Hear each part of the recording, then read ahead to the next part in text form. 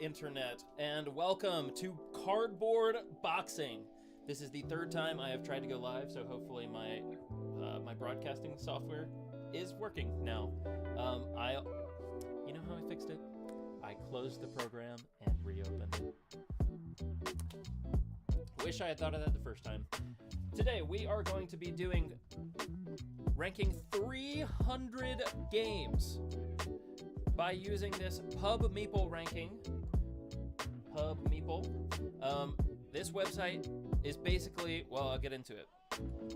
It takes two games, and you have to click one of them, whichever one you would prefer to play. So my methodology here is I'm going to do whichever game I would prefer to play today, right now, in this moment. And I think that's going to keep us, every board game taste is a snapshot. All of this is like exactly as of today, as of right now, this is the game I'd rather play. Before we get into that, I am going to give you a little bit of my credentials. Take a look at this. This is Geek Group. Let's see if I can drag that. I can't. Geek Group. Rocket Fuel for BGG collections. So let me turn the volume down just a little bit. So this is every game I have played since September 2022. That's when I started logging plays. I've been playing hobby board games since 2013-ish, and then I started really growing my collection 2018, but then I didn't discover Board Game Geek, the internet, board game content creation until September 2022, and that's of course when I started logging plays, and I've been doing this ever since. In that time, I have played 302 different games, a total of 1,132 times. That's a lot. That is a lot. I like games a lot. My average rating is 8.1. I think that is partially self-selecting because now I know my tastes. I know which games I'm going to like, so those are the games that I seek out and play. Live, says G.E. Luna. Welcome to the chat. Welcome, welcome. So yeah, my average rating is an 8.1 for games, so clearly I like games a lot. And like I said, I think this is a little self-selecting at this point. I kind of know the games that I'm going to like based on my tastes, so I will normally play those instead of the games that I don't think I'm going to like. I have played 5 games 25 or more times, 28 games 10 or more times, 66 games 5 or more times, and 147 games I've played once. With that, let's go over back into our list. Let's scroll through this and read what we've done. So these games over here, these are games that are in my collection that I have not played yet. Decrypto, Minecraft Builders and Biomes, may interest some people on this channel. Salt Fjord, Storyfold Wildwoods, The Search for UAPs, and Unconscious Mind. I would love to play these, but I haven't yet. And let's just take a quick scroll through all of these 300 games. Oh, I'm just looking at some of these, and I'm like, I really want to play that again. Some others do not want to play that ever in my life. Here, I've played Cantaloupe Book 1 and Cantaloupe Book 3. I skipped the second one because people said you don't need to play it. Cards Against Humanity, Codenames, Concordia, Daybreak. So many good ones in here. Decorum. Oh, here's an interesting thing. So I am going to actually delete a few of these exit games.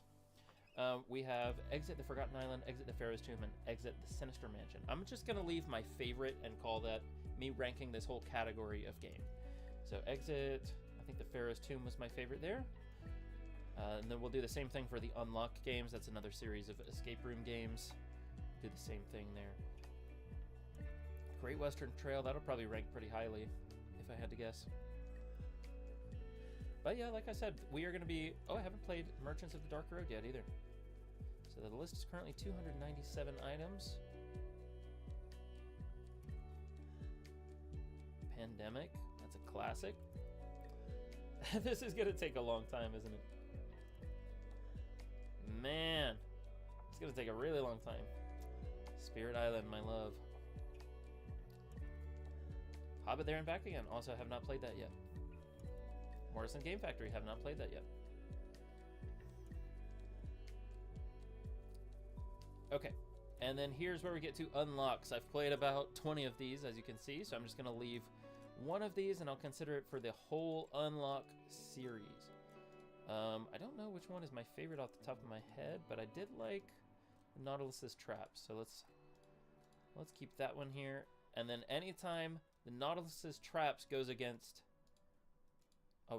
another game in the rankings, we will say that I am using unlock category rather than unlock the Nautilus's traps specifically. Okay, Verdant, Visitor in Blackwood Grove, Viticulture. All right, here we go. Parkour says, let's go. Cheese is back. Welcome.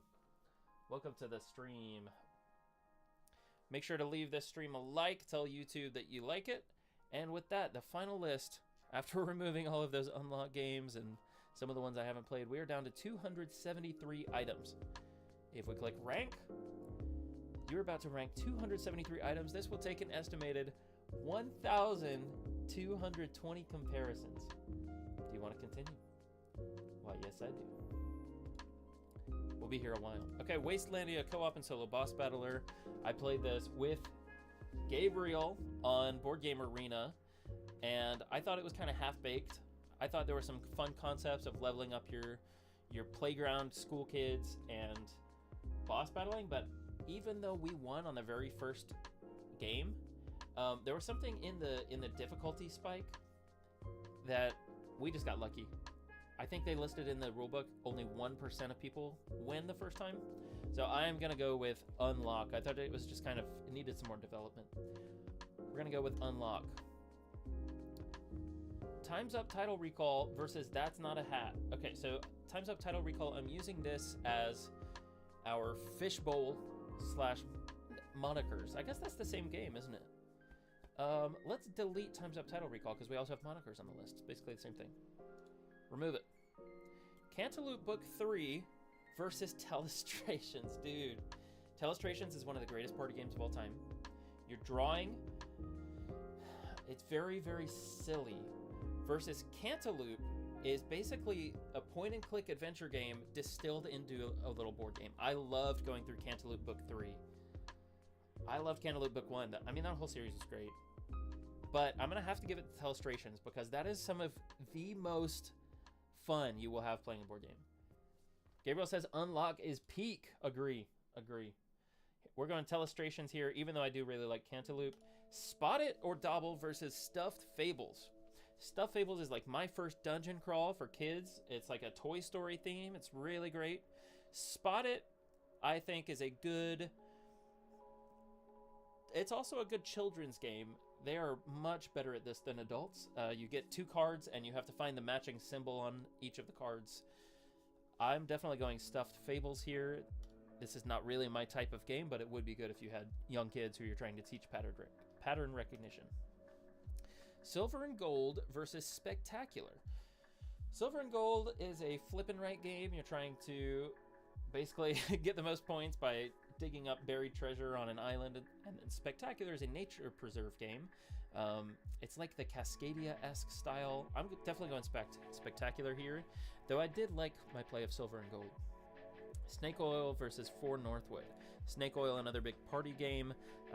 Each person gets some items, and then they have to basically sell a combination of their items to a buyer.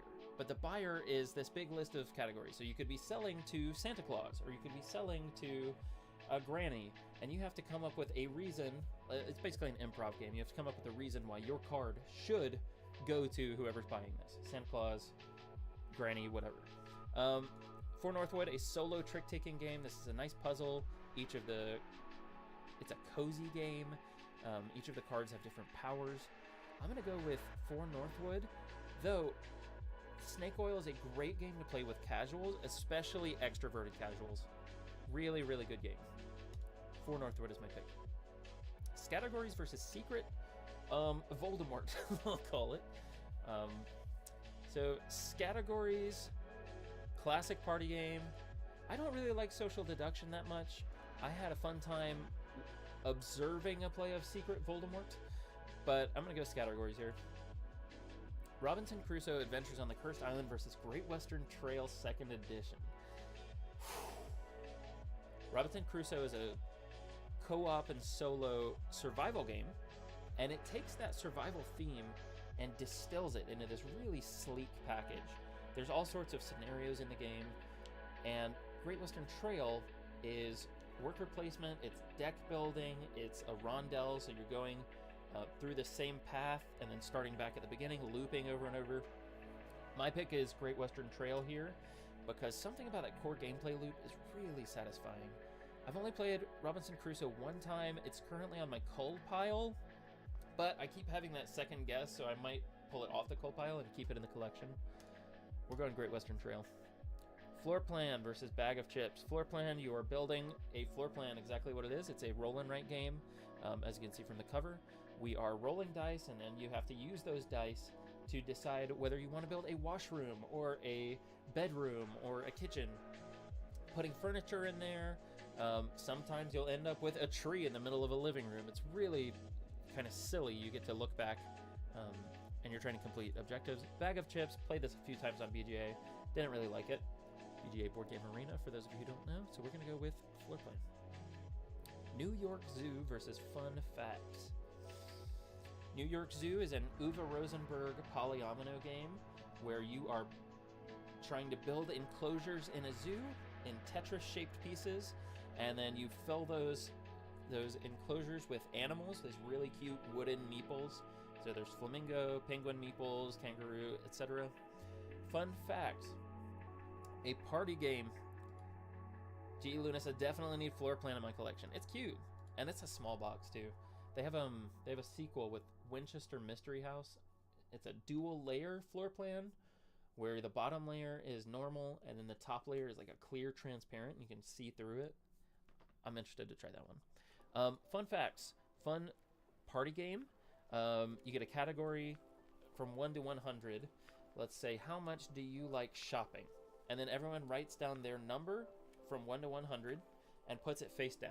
Then you collectively have to see if you can arrange your arrows from lowest to highest based on whatever the category is.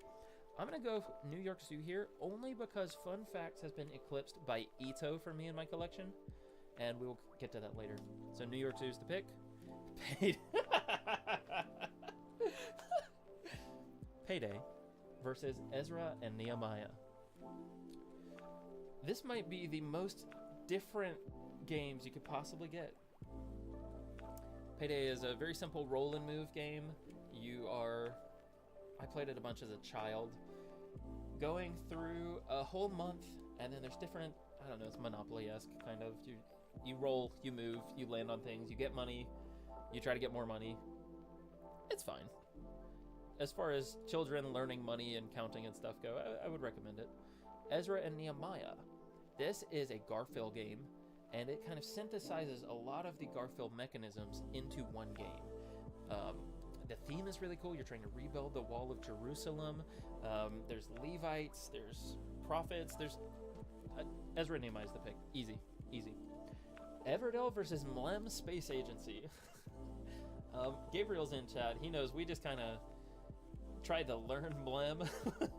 We tried to play it without really understanding how it went, and it did not go well.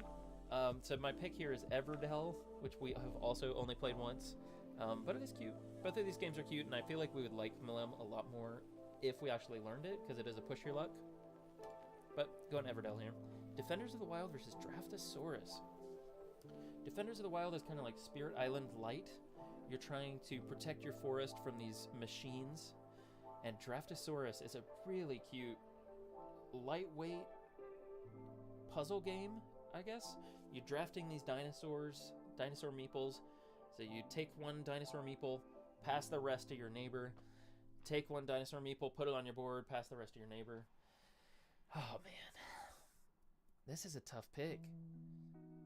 This is a really tough pick because I love both of these games and I would be happy to play them at any time.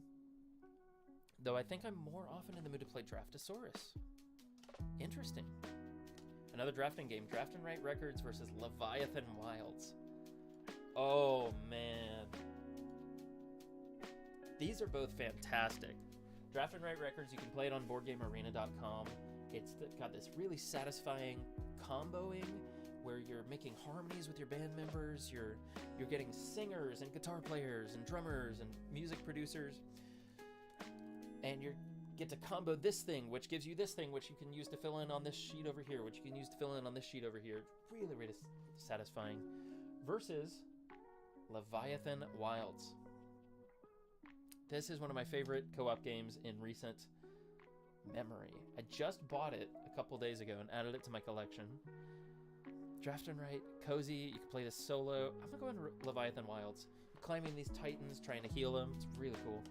Speaking of cool, ice cool. Flicking game, you're trying to flick these penguins around a board through high school. Penguins in ice school. It's a flicking game. I like a flicking game. And then this is another escape room, kind of detective game, Hunt to Killer Nancy Drew. I'm going the flicking game because it's more unique. I haven't played that many dexterity games. Deliverance versus Deep Sea Adventure. Man. Oh, what can you do? Obviously Deliverance here. Deliverance is a dungeon crawl where you are angels trying to like save the people of this town. Really sick dungeon crawl. Versus Deep Sea Adventure. Really nice brain burny push your luck game. I'm going Deliverance, but Deep Sea Adventure is a good game. Deep Rock Galactic versus Dinosaur Island Roar and Right. Man, these are both good. Deep Rock Galactic is another dungeon crawl game, co-op. I love a co-op. Everyone gets their own powers, your dwarves. Deliverance. Dinosaur Island Roar and Right is just, I love a roll and write. Both of these genres are nice. I'm normally more in the mood for a roll and write, but something about Deep Rock Galactic puts it at the top of the dungeon crawl list for me. Wingspan versus Yu-Gi-Oh! Yu-Gi-Oh! Gabriel, I'm sorry to do this, but Wingspan I definitely prefer over Yu-Gi-Oh! I'm not a card battling kind of guy. If I were, Yu-Gi-Oh! And Magic the Gathering, those would be my two of choice. Over Pokemon, over the League of Legends one. So we're going Wingspan here. World's Fair 1893 versus Wormspan. Wormspan is basically Wingspan, but a little more amped up. There's a few more mechanisms in there. You're uncovering these cave cards. You're growing dragons from young to old. I'm going to go World's Fair 1893 because it's a nice lightweight Euro. You can play it with basically anybody. It's buttery smooth in terms of mechanisms. So that is why I'm going World's Fair. Wilmot's Warehouse versus Witchcraft. Wilmot's Warehouse is a cooperative memory game. You are trying to stock this warehouse, but the tiles you get, they're all these like funky shapes and colors. You have to put them face down and then remember where they are. But the way that you're doing this is you're creating a story. So, for example, in the one play I did of this, I still remember a lot of the story from like 6 months ago. We had a cowboy who was here, who was sitting on the toilet with a roll of toilet paper there. He was watching Titanic on the TV. It's just really, you get to create these cool stories. Witchcraft is a solo-only game. You are witches who are trying to fend off evil spirits in the town of Salem, Massachusetts, and not get caught out by the judges and the jury. I'm going to Wilmot's Warehouse here. I got rid of my copy of Witchcraft after one play because it was just too difficult. It was too brain-burny. Going Wilmot's Warehouse. Wild Gardens versus Weird Doomed. Wild Gardens, real cozy cooking game, beautiful artwork. Weird Doomed, semi-co-op but competitive game where you're trying to get off the planet. So everyone has to put enough money into building the rocket ship that we can get off the planet, but you're also trying to screw over the other players. Normally I don't really like any take that mechanisms, but this one only plays in like 10 minutes, so I guess it's more forgivable. Definitely going Wild Gardens though. Verdant versus Wits and Wagers. Wits and Wagers is my favorite trivia board game because you don't really have to know the trivia. You just have to know who here is good at trivia. So it'll give you a question, something like, how many miles is it between here and the moon? Everyone writes down their answer, and then everyone bets on who they think is closest to the actual answer. So you don't really have to know the answer, but you have to know like, oh, I think Michael is the closest to the actual answer. which makes this my favorite trivia game. Verdant is in the same line as Calico and Cascadia. It's about building houseplants into your house, putting adjacencies of this one needs this much sun versus this one needs this much sun. You get to put cats and all sorts of things in your house. I'm going Verdant. It's cozy. Wayfarers is South Tigris, another big Garfield Euro game versus Werewolf.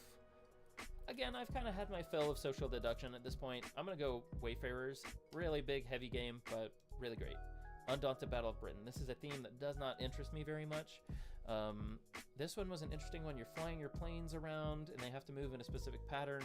But there's a really satisfying deck building loop. So if they ever did an Undaunted co-op, I would be more willing to try it out. But as of now, Wavelength, the party game, takes my pick. Unlock the Series versus Viticulture. Which one am I more often in the mood to play? Which one am I more in the mood to play right now?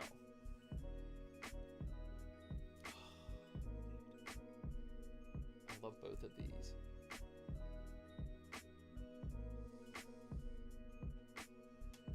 Oh, that's painful. That's painful. Which one?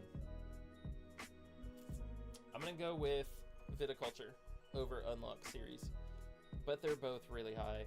They're both really high. Things in Rings versus Ticket to Ride.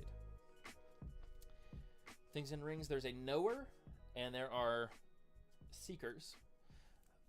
It's a Venn diagram game. You're putting all of these like Dr. Seuss looking cards into the Venn diagrams, and then the knower has to say, yes, this is in the correct Venn diagram circle, or no, it's not, and move it to the correct one. Ticket to Ride, I think most people know it at this point. It is a train route building game. Good entry level game, good welcoming beginner gateway game, but Things in Rings is my pick. Three Sisters versus Thunder Road Vendetta. Thematically so different. Three Sisters, another roll and write. Things in Rings is seriously underrated. That is absolutely true. Three Sisters versus Thunder Road Vendetta. Three Sisters is a roll and write. You get all these nice combos. The thing before where you like get this thing and that gives you this resource, which you can go over here and cross off this thing, which lets you come back over here and cross off this thing. Really satisfying.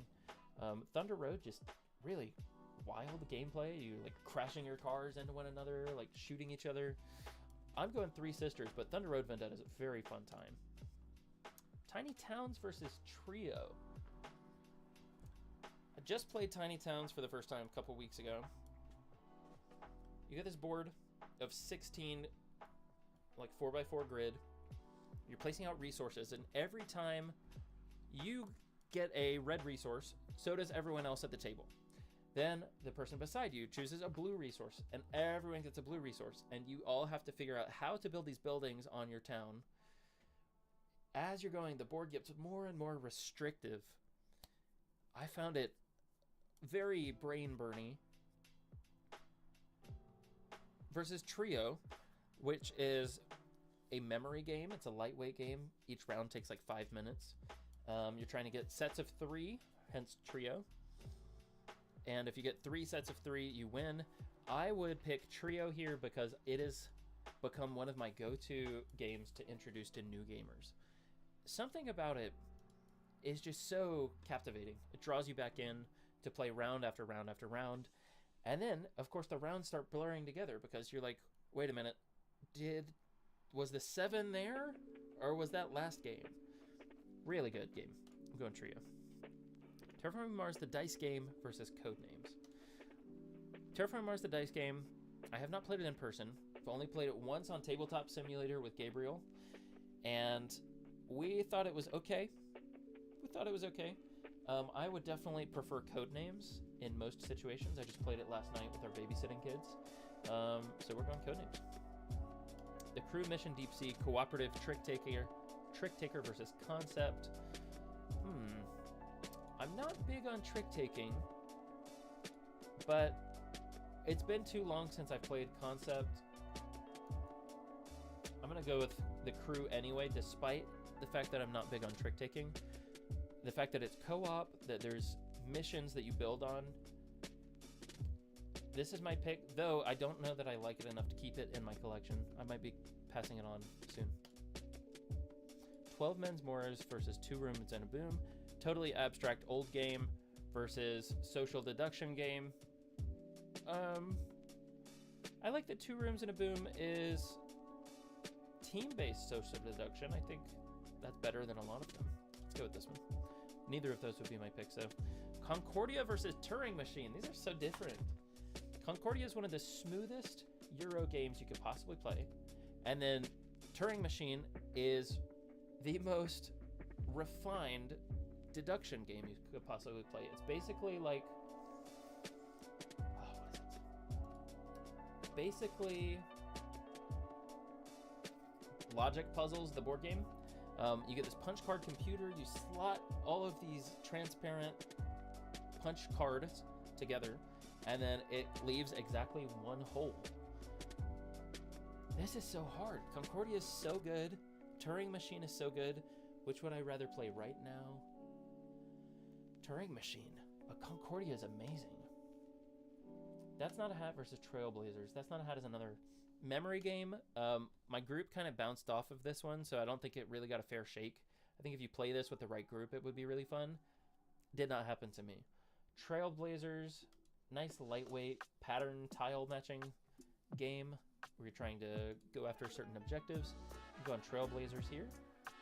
Terraforming Mars Ares Expedition versus Connect 4.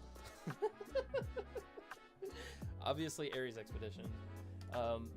Ares Expedition is my favorite of the Terraforming Mars series.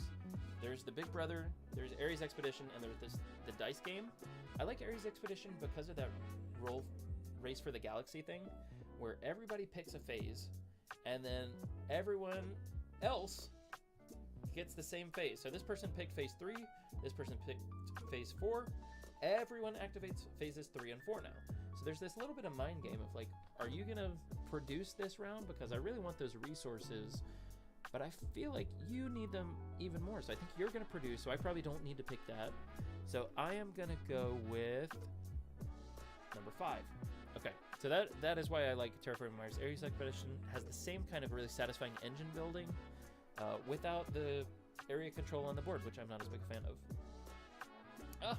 Speaking of Terraforming Mars, I'm going to pass on this because I know Ares Expedition is still in the running.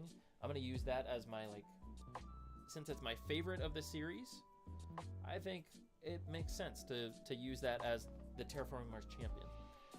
Versus Twilight Inscription. This is one of the biggest, crunchiest, most complex roll and writes I have, and it is fantastic. I'm going to pick Twilight Inscription here. Cartographers versus Concordia. I'm going to delete Concordia here because we have Concordia Venus, which is the same game, but better. Canvas versus Codenames Pictures. I'm going to pick Canvas. It has these transparency cards on it. It creates really beautiful art. Simple. Codenames Pictures is like Codenames, but worse for me. I would prefer to have the words compared to the pictures. Pictures is a little more approachable for younger kids, but we're going Canvas. Captain Flip versus Codenames Duet. Codenames Duet is my favorite of the Codenames varieties. Captain Flip, really nice lightweight game. I've played this several times on Board Game Arena with my brother, and we have a great time every time. But Codenames Duet, I love a co-op game. I love a co-op, so I'm going Codenames Duet. Taco Cat Goat Cheese Pizza is a slapping game. You're all going around saying taco, cat, goat, cheese, pizza. If at any point, for example, you lay down a goat card while everyone says goat, taco, cat, goat, and it's a goat card. Oh, everyone has to slap their hand.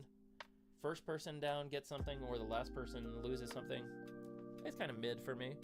And then Super Skill Pinball 4K really feels like you're playing pinball in a board game. I'm going pinball. Friday versus Freelancers. Friday is a solo survival game by Friedman Friese. This is my only game I've played of his. I haven't played Power Grid or anything else. Versus Freelancers, a Crossroads game, which is probably in my top 10 games. I'm definitely going Freelancers here. Taunt May says, what website is this? This is Pub Meeple Ranking Engine. You can kind of see that. I have loaded in my Board Game Geek all of my games that I've ever played into this, and it is taking me through 1,200 comparisons of this game versus this game, and then it'll create my list of my favorite games. So we're going to be here a while. We are only this far on the progress bar, and we've been going for a little while now. But yeah, great website. Pub Meeple. Let me recenter that on vertical. Okay, I'm definitely going freelancers here. This is some of the most fun I've ever had playing board games. Yeah, Pub Meeple's great. Highly recommend it. Going freelancers here. Telestrations versus Terra Nova. Terra Nova is the lightweight version of Terra Mystica. There's some other really popular games in this line. That's Terra Mystica, Gaia Project, and Age of Innovation. And then the lightweight version is Terra Nova. This is the only one that I've played, and I quite liked it. It has this really interesting resource management where you have to terraform land, and then you also have to manage your own energy in this like spiral grid. It's difficult to explain. Versus Telestrations, I have never laughed as much as when I've played Telestrations, so this is my pick, despite the fact that I like Terra Nova. Oh, it keeps it here, and pits it up against Cantaloupe Book 3, which is a point-and-click adventure game on paper. So I'm definitely going point-and-click here, even though I do like both of these. Camel Up versus Chronicles of Crime. Oh, man. Very different games. Camel Up is this wacky camel racing game. You're trying to bet on which camel is going to cross the finish race first. Versus Chronicles of Crime, it's that detective game vibe. You're like taking notes. You're trying to deduce who the killer is and why. And it really, really feels cool. So I'm going Chronicles of Crime. Harmonies versus Tapple. Harmonies is another in that iteration of the Cascadia kind of game. There's chunky tiles that you're laying down. There's beautiful artwork. And then Tapple is this speed game. So you get this little, I guess this big plastic ring, and then it gives you a category. So what is the category on the box? I don't know. Let's say board games. So you start the timer, you press the timer in the middle, and it gives you like 5 seconds to think of a board game with a letter that has not been chosen yet. So this M, let's go with Minecraft Builders and Biomes. That's a board game. Then you pass it to your neighbor, they reset the timer and now have to come up with a board game with a different letter. It's really lightweight fun. Harmonies is more the game that I want to play right now.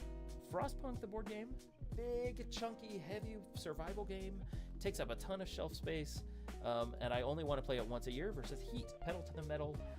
It's a pretty approachable deck building, deck hand management game where you are trying to race Formula 1 cars.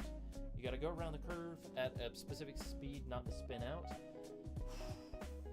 I'm going Frostpunk because even though I only want to play it once a year, it is really satisfying when you can actually play it. Suspend versus Hooky. Suspend is like Jenga-esque game. I don't know if you could really call it a game. It feels kind of more like an activity. Fun though. I had a good time playing it. Versus Hooky, which is basically competitive Wordle. I love Hooky, and it's one of my wife's favorite games too, so that gets it played more often. Sushi Go versus chess. I like some theme at least. I don't really like chess. I appreciate it. I appreciate the people that get into it, but I like theme. So I'm going Sushi Go here. Pick and pass card drafting game. The Chameleon, Social Deduction versus Sunset Over Water. Kind of like a... I thought it was fine. I thought both of these were fine, but I'm going Sunset Over Water, and I'm not even going to explain the gameplay there. Hardback. Deck building. I think I played this one cooperatively, but you can play it competitively. So hardback, cooperative deck building, where you are... It's been a while since I played it, trying to buy different letters so you can use those to continue building letters. I would like to play this more. Versus the Fox in the Forest. It's a 2-player trick-taker game. Like I said before, I don't really like trick-taking, so hardback takes it. Stuffed Fables versus Spots. My First Dungeon Crawl versus lightweight Push Your Luck. I'm actually going to go Spots here. I like Spots. Hanabi versus Splendor. These are two gateway games that came out kind of around the same time. Hanabi, I think, was 2013, Splendor 2010, 2015, somewhere in there. Splendor is basically engine building distilled to its very simplest form, and Hanabi is another co-op that gives it points for me. I love a co-op. You're trying to build a fireworks show together, but you can't see your own cards. You're holding your own cards out like this so everyone else can see them. You can't see them. So then someone else has to say, Caleb, this card is red. This card and this card are white. You're giving each other clues based on that. I like Hanabi a lot. Spirit Island. Basically a free buy for almost every single round. Spirit Island, I would consider my favorite game, but we'll see if Pub Meeple says differently. Spirit Island versus Sprawlopolis, which is a micro game. It's 18 cards.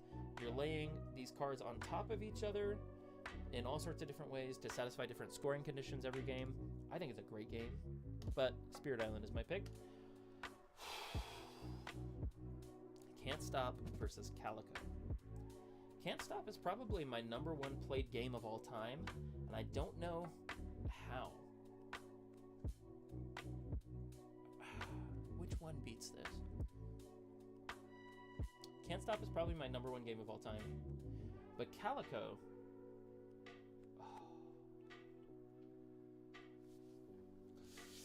Both of these games are great. I'm going to go Can't Stop because that is what I'm more often in the mood to play. Calico is a fantastic solo game. It is really amazing solo. Can't Stop. I'm just always in the mood to play it. Let's go Can't Stop. Stardew Valley, the board game, versus Cantaloupe Book 1. Stardew Valley is my pick here. I love co-op. It's a cozy feel. It's maybe not quite as cozy as the video game because you're like, I don't know, it's kind of hard. But Cantaloupe is also really good. It's, like I said, a point-and-click adventure distilled into a board game. You're using these... Well, you just have to play it. It's really good. Stardew Valley is my pick. Star Wars Unlock, I'm deleting because we already have our candidate for Unlock on the list. Skyteam versus Skyrockets. Skyteam is my pick. It is a 2-player co-op game. Your pilot's trying to land a plane together. Excuse me. One player's pilot, one player's the co-pilot, and you're trying to land the plane together. Skyrockets is a hectic sand timer game. You have to play cards at the right time to flip the sand timers right when the sand is running out. Also really fun. I'm keeping this over Kites in my collection, but Skyteam is my pick. Ship Show versus A Simple Life, and that is a P. Ship Show. I thought this was okay, and I thought A Simple Life is basically somebody's print-and-play version of a Stardew Valley roll and write, which I thought was fun. It's still in my collection because it's just a printed sheet of paper, but I got rid of Ship Show. Spectacular versus Side Quest Frostpunk. So Side Quest is another escape room kind of series versus Spectacular, dice drafting, pass and play. I'm going Spectacular here.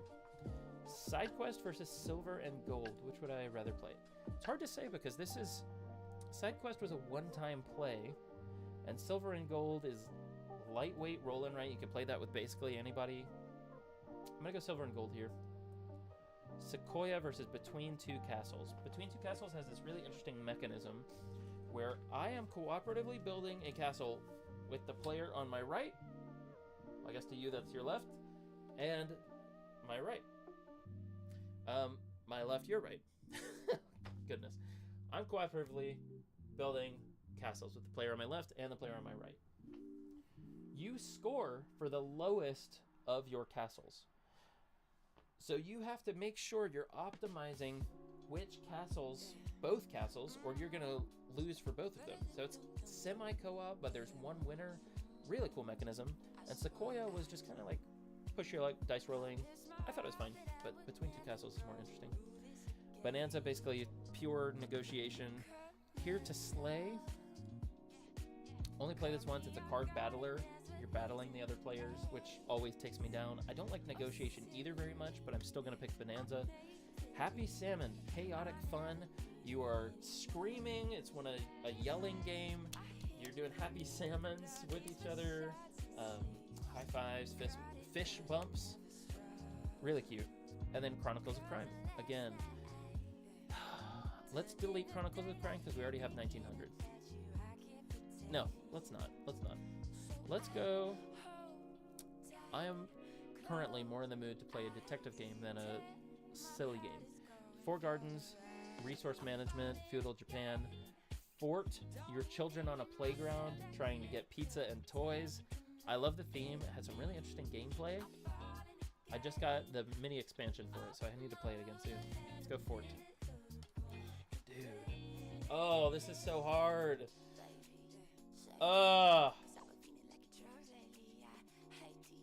Space Base versus Beer and Bread.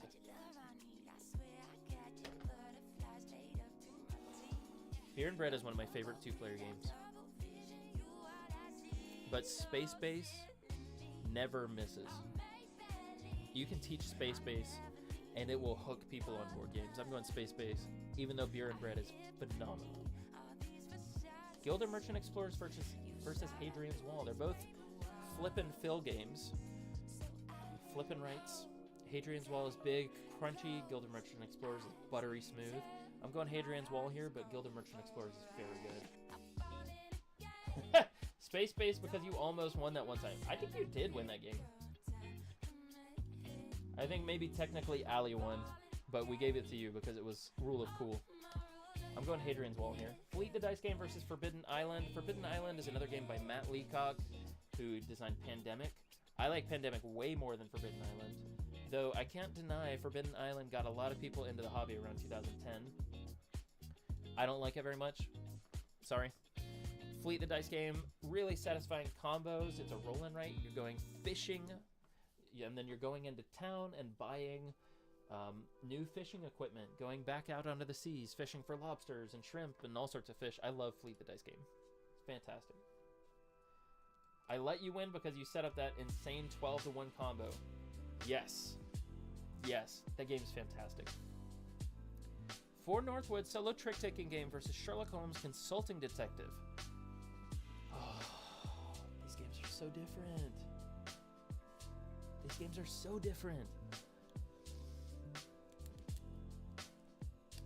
Would I rather play, the question now, would I rather play Sherlock Holmes Consulting Detective, which is you get this map, you get a registry, and you get to interview people.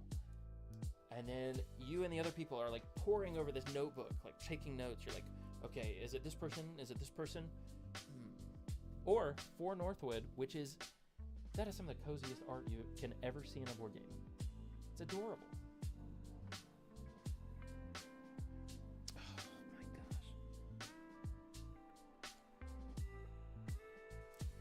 I like both of these. I'm going to go Sherlock Holmes because I'm more often in the mood to play detective game versus trick taker, even if it is solo.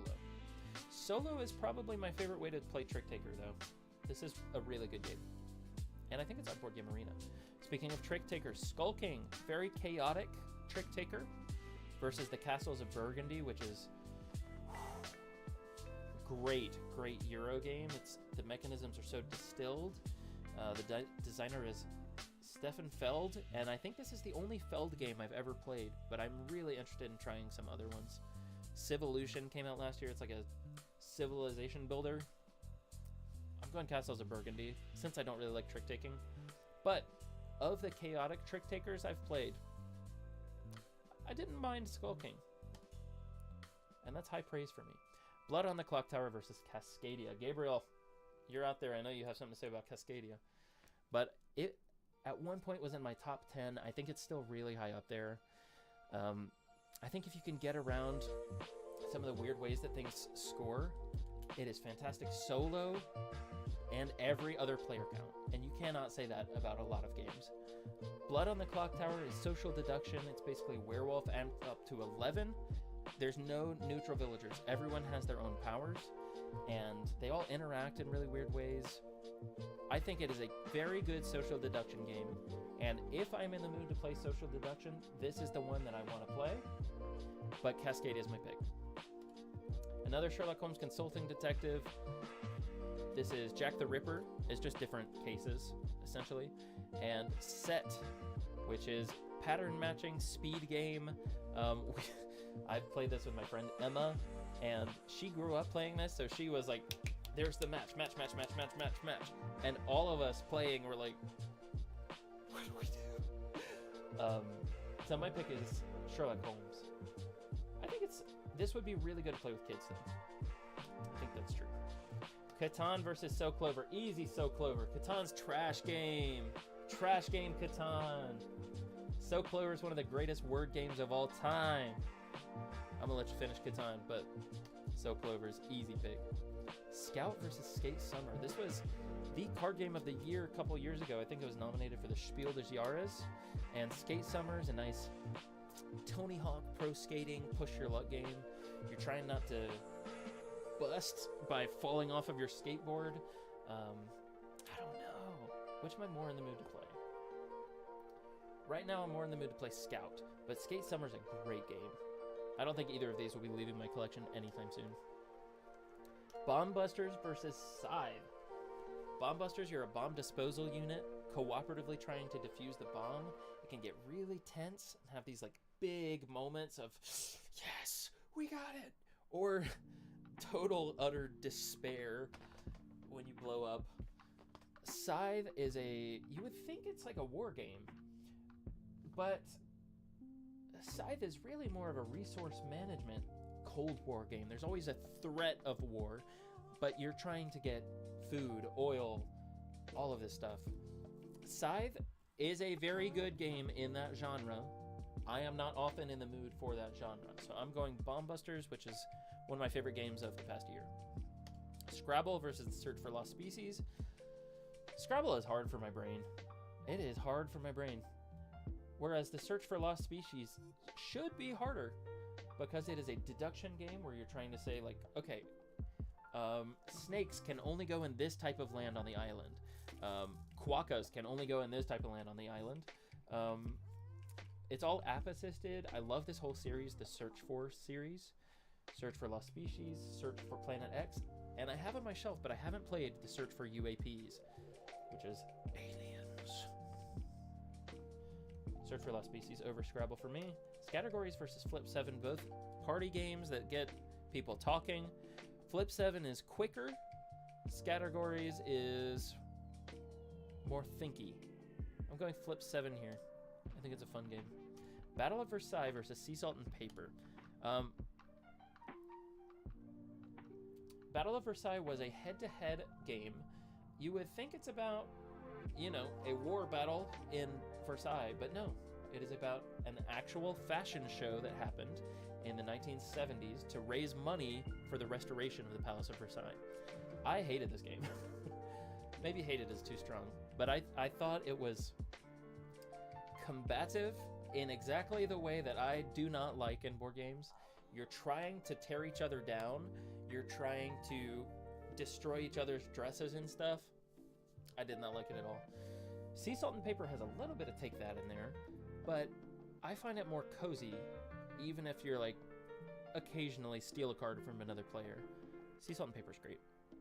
Search for Planet X or Flamecraft. My hot take. I didn't really like Flamecraft that much. I've played it 3 times now, and it just feels like it's missing something every time. It's really cute, really cozy. I think for people who don't play many board games, this would be a great pick. But because I played 300 of them, it's not one that I'm ever going to reach for, really. I'm going to Search for Planet X, another deduction game. Burgle Bros versus Rory's Story Cubes. Rory's Story Cubes are hardly a game. It's really more an activity. You get all these symbols and you have to make a story out of it. Burgle Bros, cooperative heist game. You're trying to rob a bank together, rob an office building, and every player gets unique powers. Really fun game. Going to Burgle Bros. Castle Combo versus Gingerbread House. Castle Combo is a tableau builder, but you only get 9 cards in the tableau. So you have a top left, top middle, top right, 3 in this row, 3 in this row. That's it. That's the whole tableau. And you have to come up with synergies in how the cards work together. So, like, you want 2 points for every commoner or 2 points for every nobleman. And then you're drafting cards from the 2 different rows. Gingerbread House, you are witches who are trying to eat fairy tale creatures by capturing them in your gingerbread house. Great theme. I'm more often in the mood to play Castle Combat, though. Fog of Love versus Boss Monster. Fog of Love is a particular game. It is kind of role-playing light, because you're putting yourself in the shoes of someone who is Tableau builder. Fog of Love is a pseudo role-playing game for 2 players only, and I think it would work better if my wife Allie were into role-playing games. I have this in my pile of games to get rid of.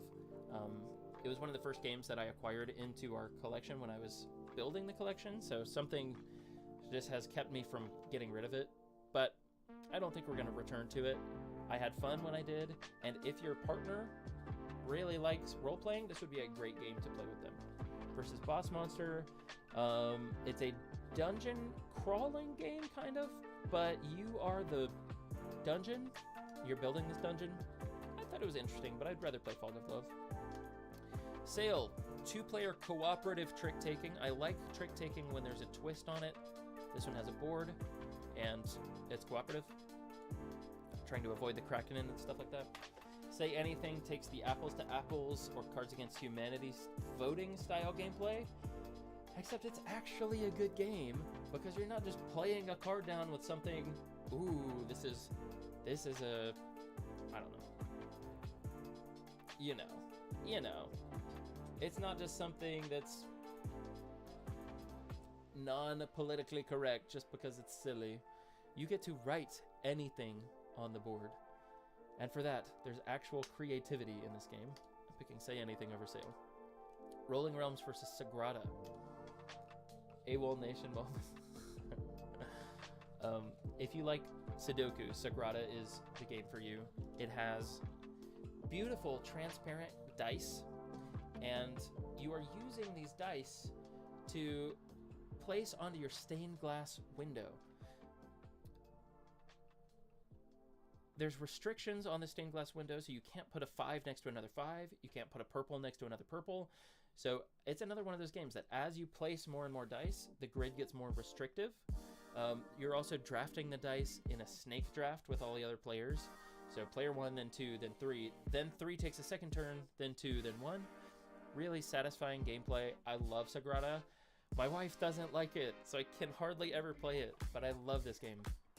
Rolling Realms is a modular game that is based on other board games. It started off, Stonemaier Games wanted to create a game that you could play with anybody over YouTube or over Zoom when COVID started. So they made all of these realms based on all of their other games. So there's a Wingspan realm, there's a Viticulture realm, a Scythe realm. All of the Stonemaier games got realms. Then they started doing promo packs with games from other publishers. So I think there's 60 realms or something at this point, and they all play differently. It's a really cool modular system, and I really like it. I don't own Rolling Realms, and I saw at one point on Facebook Marketplace, this guy was selling 50 realms for his set of Rolling Realms with 50 realms in there for $25. Oh, I wish I'd gotten it. I'm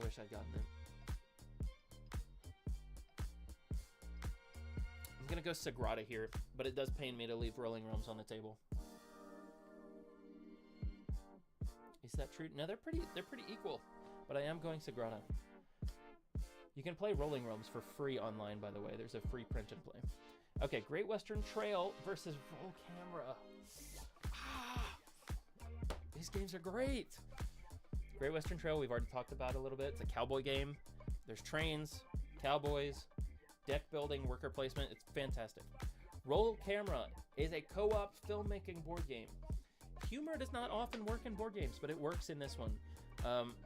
The creator, Malachi something, the creator of this board game also writes a web comic, so his humor is just peak.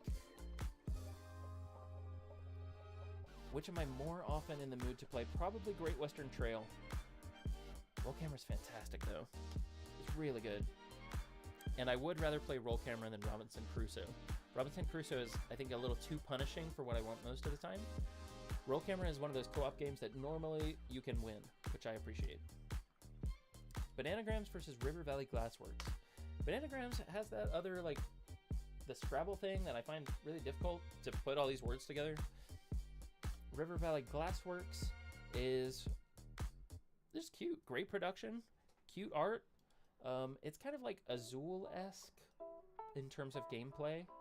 Just simple rules, but like plays smoothly. I'm going River Valley Glassworks.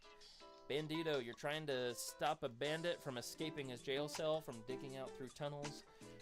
You get these little cards about that big, except when you play them out on the table, it gets huge. It gets like, you can't really see my arms, but it gets enormous. Versus Railroad Inc., a roll and write spatial puzzle. You're trying to put the dice. There's trains. It's a good game, but I'm going Bandito. Regicide versus Railroad Inc. Yellow version. Definitely going Regicide here. It is a game you can play with a standard 52 card deck, where you are killing the evil kings and queens through using different powers. Every suit has different power. So the clubs deal double damage. The spades, I think, remove the opponent's attack. One of them blocks, something like that. I love Regicide. It's a great game. Raiders of Scythia versus Rhino Hero. I am culling Raiders of Scythia only because I have other midweight Euro games in my collection that I would probably pull off of the shelf more than Raiders of Scythia. I just played it solo last month. I think it's a great game. Versus Rhino Hero, it's a stacking game, kind of like Jenga. It's nothing close to Jenga, but it's a great game for kids. It's fun to stack this tower of cards, and then eventually all the cards come toppling down. It's fun. I'm normally more in the mood for a Euro game than that type of game. Red Flags, I hate this type of game. We were talking about it earlier. The apples to apples, Cards Against Humanity style game that invokes no creativity. It's just you put a card down and then the person votes on their favorite card. Can we stop? Can we stop designing this type of game? I think it is time for us to move past. Even like big creators are still making this type of game. I guess because it sells. Aquatica. Smooth gameplay, great theme. You're underwater like mermen, mer people. And the gameplay is really smooth. I like Aquatica a lot. Quest for El Dorado is an entry-level deck builder game where you're racing on a map through the jungle. It's really cool. Versus Game of Thrones, the board game, which I think is a good game, but it is not a game that I am in the mood to play very often, so I'm going Quest for El Dorado.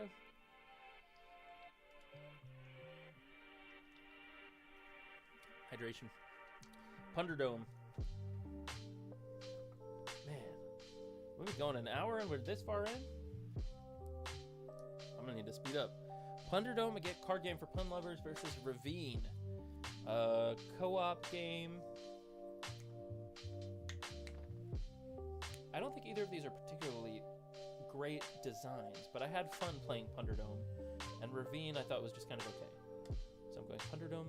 Floor Plan versus Point Salad. Floor Plan's silly. My wife loves it. Point Salad, very lightweight. You could play with basically anybody.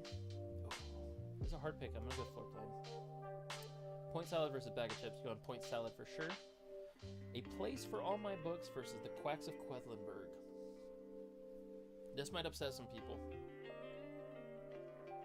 I'm going to go with A Place for All My Books. And the reason why is I like the spatial puzzle and I like the theme. Whereas Quacks, the theme doesn't really do much for me. The like building a potion into your bag. I like the feeling of pulling something out of a bag. You're pulling these potion ingredients out of a bag and then placing them on your board. I like the gameplay. The theme is okay for me in Quacks. But every time I play Quacks, I get frustrated because I'm Oh, I just want this one last ingredient. Oh, I busted. I'm so bad at push your luck that a place for all my books takes this win. Seventh Continent versus Gnoming Around. Big open world survival exploration game versus a tiny little card game. I like the big open world game. Pitch Car versus Point City. Pitch Car is one of the greatest flicking games of all time. You're flicking these cars around this racetrack. Wow, it's great. Point City is like Splendor, but better. Point City, I don't think it's going to leave my collection. I like Point City a lot. But Pitch Car, if I get the chance to play it at somebody else's house or somebody else's event, I will play Pitch Car every time. A Gentle Rain versus The Pursuit of Happiness. A Gentle Rain has to take this. And the reason is that I have played A Gentle Rain so many times. I'm like always in the mood to play A Gentle Rain. Solo, with other people, anything. It's so cute. Tile, you're laying tiles down, matching symbols. You're at the lake. Beautiful. Pursuit of Happiness is a Euro game where you are growing up from teenager to adulthood to old age and then dying of old age. It is a fantastic theme. It's what I wish the Game of Life were. I have the Pursuit of Happiness and Adulthood. I love both of these games, and they're both in my collection, even though they have the same theme. But I'm going A Gentle Rain.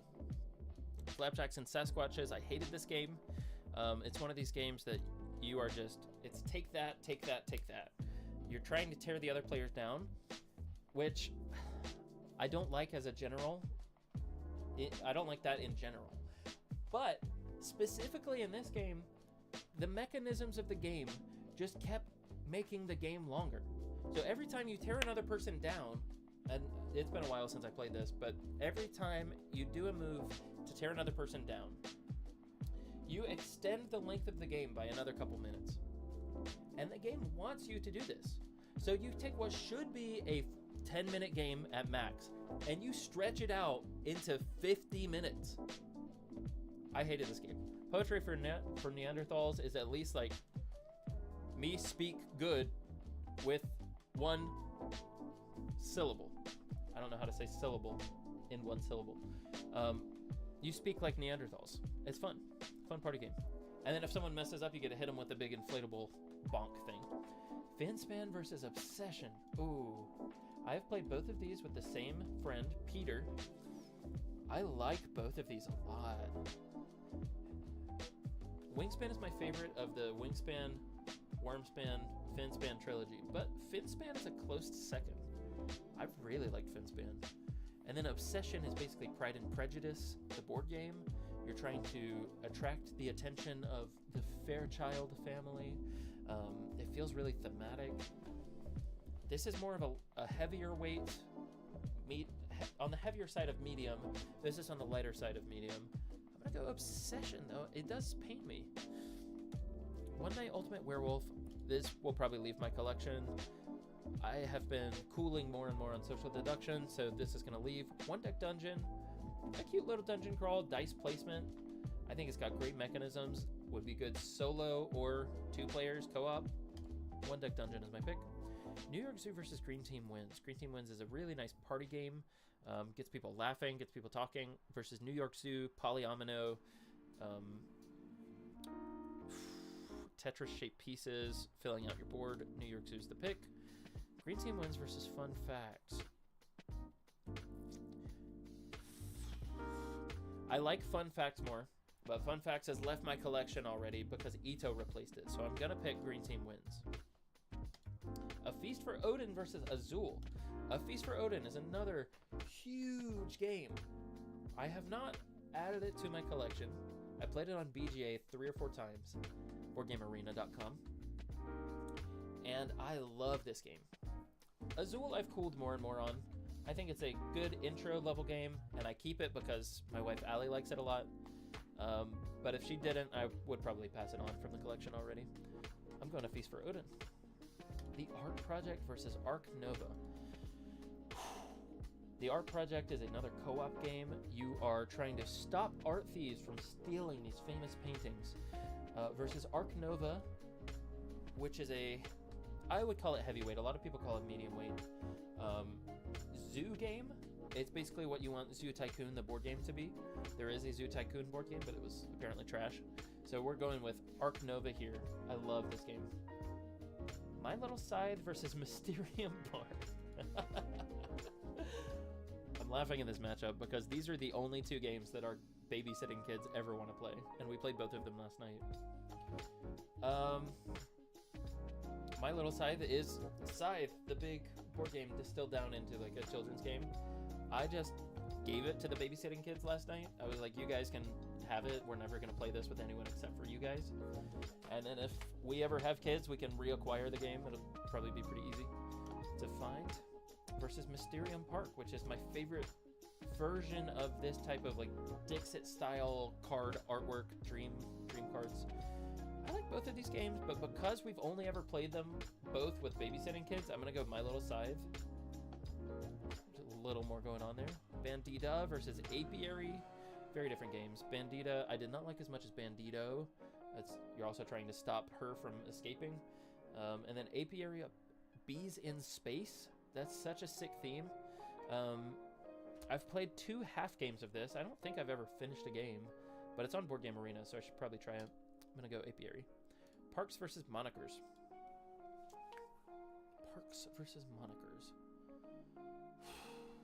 Monikers, big party game, gets everybody laughing. Parks, very pretty game.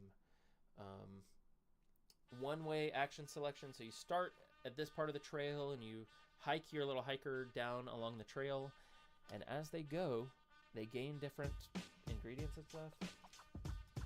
Skipping this song, I don't like it.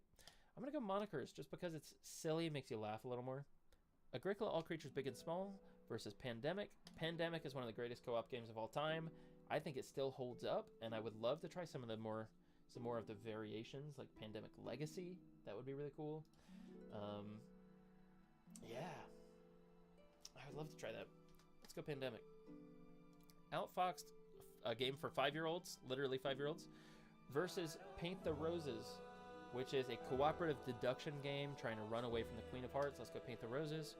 Ezra and Nehemiah versus Pictionary. That's basically a buy for Ezra and Nehemiah. Payday versus Pictionary. Neither of these games are that great. I would rather play Payday because Pictionary I'd rather play Telestrations. Pergola versus Patchwork Americana Edition. Patchwork is a great 2-player game. Also, it's got that polyomino tile laying thing. Pergola, really cute artwork, cozier theme. This is a toss-up. This could go either way. I'm gonna go Pergola though. Magic the Gathering versus My Farm Shop. My Farm Shop is... it's like Space Base where you gain things on everybody else's turn. So I roll an 8, you get to activate your 8 space. I like that theme a lot. Space Base is my favorite iteration in that mechanism. And I'm not a card battling guy, so I'm sorry to the Magic the Gathering people. I'm going My Farm Shop.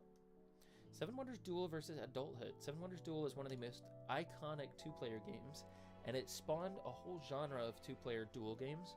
Versus Adulthood, nice lightweight tableau builder. We just played it last week. I'm gonna go Adulthood here, though I do like Seven Wonders Duel. Fate Flip, Washed Ashore. A survival game you can play in the palm of your hand.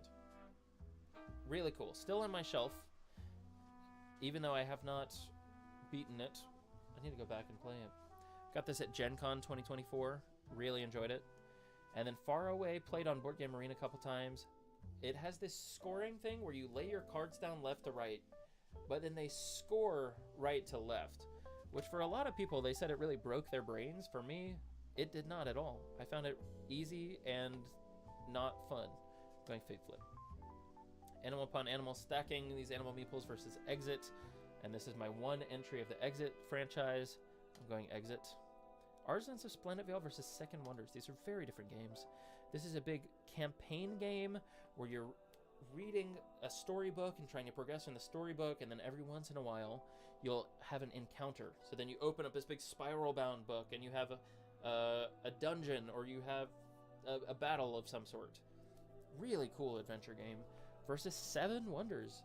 which of the gateway drafting games, I really like this one. It has grown on me over time. The first time I played Seven Wonders, I was not a big fan, but the more I play it, the more I see the appeal. I like, oh, this is fun. This is a lot of fun. My wife won't play either of these with me, though, which definitely colors my opinion of both of them. She thinks Seven Wonders is ugly, and she said for story games like Artisans of Splendid Vale, she would rather just be reading a book. I'm going to go Splendid Vale because I'm excited to go in and finish the campaign solo. I've never finished a big... No, Gabriel and I finished one campaign together, but I've never finished a solo campaign, so I'm excited for that. Martian Dice, lightweight filler game, Visitor in Blackwood Grove, hidden information game. We're going Martian Dice. Interesting, they're both alien themed. Everdell versus Endangered Rescue Number 1 Galapagos Penguins. This was like a 1-hour escape room game, and Everdell is tableau builder, cute art, beautiful. I had a really good experience with this one, but I'm not going to return to it, so let's go Everdell. But Mlem, like we said, we played this without really understanding the rules, so I'm going to go Galapagos Penguins. Middle Ages versus Exploding Kittens. Exploding Kittens is another game that I think goes on way too long. I think I would have a lot more fun with it if it were 5-minute rounds, which I know is asking a lot, but I think it goes on 20, 25-minute, 30-minute rounds. No, we're going Middle Ages here, which is really satisfying. It has the same drafting mechanism as King Domino, where you can get the better stuff, but then you have to go later in turn order. I think it's a cool mechanism. Machikoro is similar in this space-based mechanism, but nowhere near as good as Space Base for me. I'm going Meadow, which is a beautiful, beautiful card engine game. The Mind Extreme versus Isla and Something Shiny. Isla and Something Shiny. No, I did complete a solo campaign, and this was it.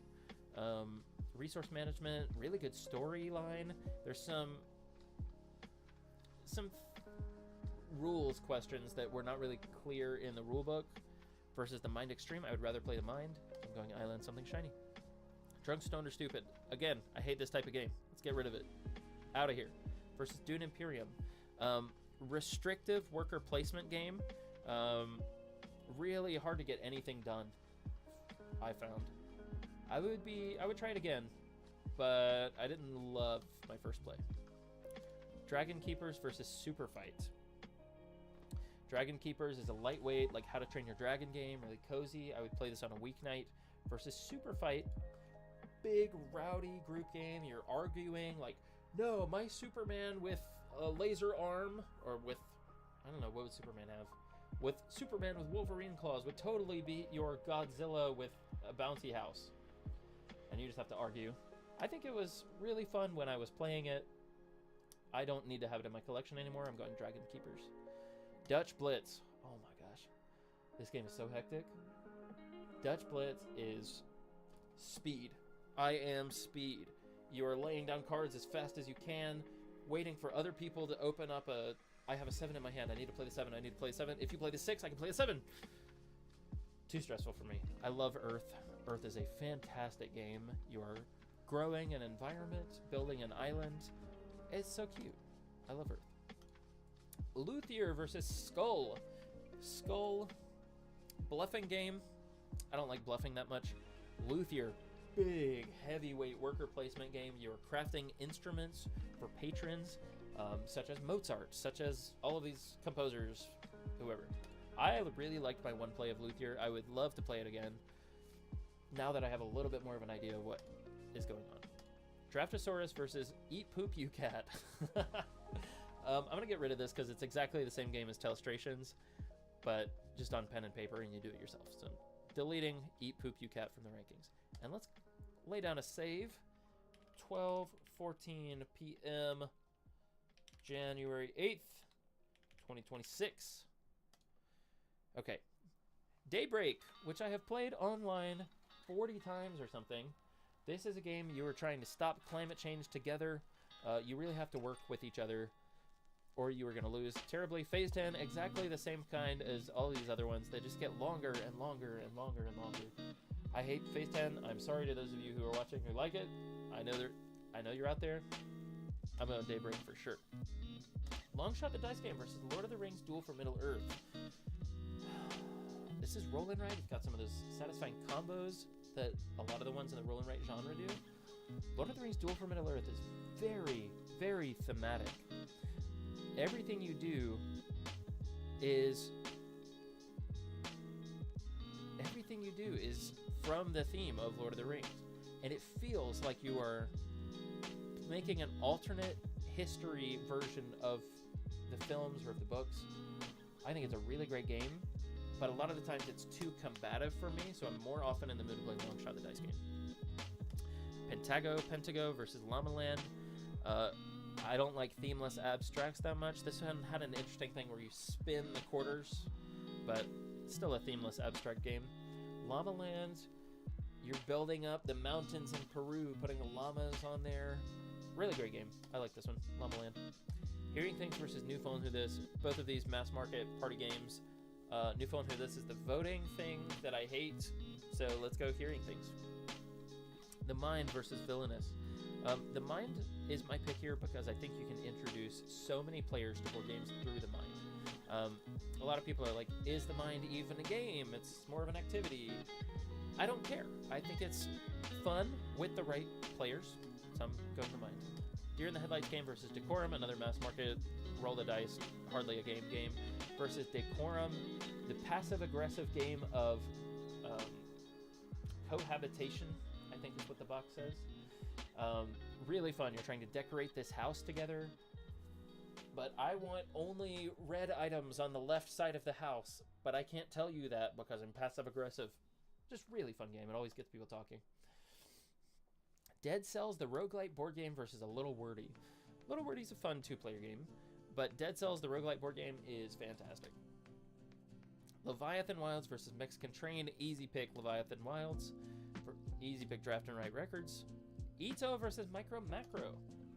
Oh, I have Micro Macro on my pile to get rid of, but only because I've played all of the cases in the box. And I've thought about getting all of the other cases and combining them into one box. But Ito is the breakaway party game hit of this year. I love Ito. I'm starting to kind of play it out. Like, I've played it so many times that I'm ready to try some other party games. But the fact that people keep asking for it over and over, Ito's my pick. In Vino Morte versus Distilled. In Vino Morte is the scene from The Princess Bride where Vizzini is going, I know that you would put the poison in front of you, so I am going to drink this one.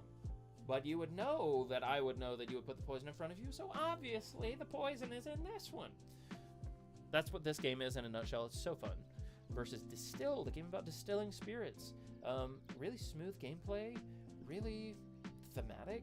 I'm going Distilled here, though I do love In Vino Morte as a party game. Villainous versus Don't Get Got. I'm not big on either of these games. Don't Get Got is like an activity you do while you're doing other stuff that day. So everybody gets a challenge, and you have to get the other players to, I don't know, you have to get the other players to say a specific word. Say the word envelope, for example. And then the first person to complete all of their challenges wins. Disney Villainous. Too much take that for me, but I'm still going to pick Villainous over Don't Get Got. Coup, Bluffing, Social Deduction, Who Knew, Child's Game, I don't like Coup. I'm going Who Knew. Jaws versus Cards Against Humanity. I don't like Cards Against Humanity. You can play it in middle school and have a fun time, and then I don't think it's fun. Jaws has this really interesting two-act structure. So the first act, you're around the island, you're building up your defenses against the shark. One player is playing the shark. Everyone else is playing the people in Amity, whatever, the Amity Island. I forget what it's called. And then the second act is you're on the boat in the middle of the ocean, and the shark is trying to destroy the boat and eat everybody. And the other players are trying to kill the shark. I think it's a really fun game. Go ahead, Jaws. Dice Forge versus Cubitos. Dice Forge has, you're rolling dice, but each of the die faces can pop out and be upgraded. I played this online on Board Game Arena and had a really fun time. Cubitos, though, is amazing. By John D. Clare, the same designer as Space Base, and it's like deck building, except your deck are dice, so it's a dice pool building game, and then you're rolling them, and you get all these abilities, and you get to race around the racetrack. Fun game. Let's Go to Japan versus Journey Adventure Quest. Journey Adventure Quest is a drafting game where you are drafting armor and weapons to go on a journey adventure quest. I've only played it once on Tabletop Simulator, and it's been a while, but I remember really liking it. And then Let's Go to Japan. Oh, so beautiful game. You are planning a trip to Japan Monday, Tuesday, Wednesday, Thursday, Friday, Saturday, and then at the end of the game, you execute the trip and see how many points you got. It's really cozy. Really good game. Oh, they're so different. Drafting is fun. Drafting is a fun mechanism. The theme of Let's Go to Japan, I think, takes it over the top. Ice Cool versus Kites. Kites has had big hit. Kites has been a big hit with family, so I'm going Kites. Just One versus Dice Miner, one of the greatest party games of any time, of all time, versus Dice Miner. If you're playing 2 players, you eventually by the end of the game, you just have this huge pile of dice that you're rolling, chucking. It feels really great to roll that many dice. I'm going Just One just because I have played it so much, and it is always a hit. Kabuto Sumo versus Carcassonne. I didn't love either of these, which is sacrilege for a lot of people who love Carcassonne. Kabuto Sumo is a sumo game. You get a disc about that big, and then you have these little other discs that you're trying to put on there and push all of the other discs off. It's like the penny game at the casino or arcade or whatever. I didn't love it, but I still liked it more than Carcassonne. Aggravation, I hate this game. Horizon Spirit Island it is. Deliverance versus King Domino. Deliverance. Deep Sea Adventure versus King Domino. King Domino. Landmarks versus Letter Jam. Both cooperative, or at least Landmarks has a cooperative mode. Do I want cooperative? No, they're both cooperative word games. That's really interesting. Which one am I more in the mood to play more often? I don't own either of these. I would probably more often be in the mood to play Letter Jam, but it is very close. Hues and Cues versus Cash and Guns. Going Hues and Cues here as a party game. Cult Following is another one of those voting games that I hate. I'm going Clask. Deep Rock Galactic versus Be a Broadway Star. Deep Rock Galactic. Dinosaur Island. World's Fair 1893 versus Wingspan. Win goes to Wingspan here. World's Fair. Wormspan. Wild Gardens versus Wilmot's Warehouse. Wild Gardens takes the win. Wilmot's Warehouse takes the win over We're Doomed. And then I would really rather not play either of these again, but We're Doomed is a shorter gameplay experience, so I'll play that. Wayfarers versus Verdant. This is hard. No, it's not that hard. Wayfarers is my pick. It's got that big, crunchy, like, I love that decision space there. Verdant, I would rather play that over Werewolf. I'd rather play Wits and Wagers over Werewolf. Viticulture versus Wavelength. Viticulture is one of the greatest Euro games of all time. You're making wine, growing grapes, trying to get into wine. It's great. Unlock, I'd rather play it over Wavelength. Wastelandia, again, it just needed some more development. Maybe they've done some more since I played it last. I'm gonna go Wavelength. The theme of Wastelandia beats out the theme of Undaunted. Three Sisters versus Things in Rings. Both of these games are fantastic. They're both so good. This is roll and write combos. This is co-op, Venn diagram, deduction. Oh, man. That's hard. That's really hard.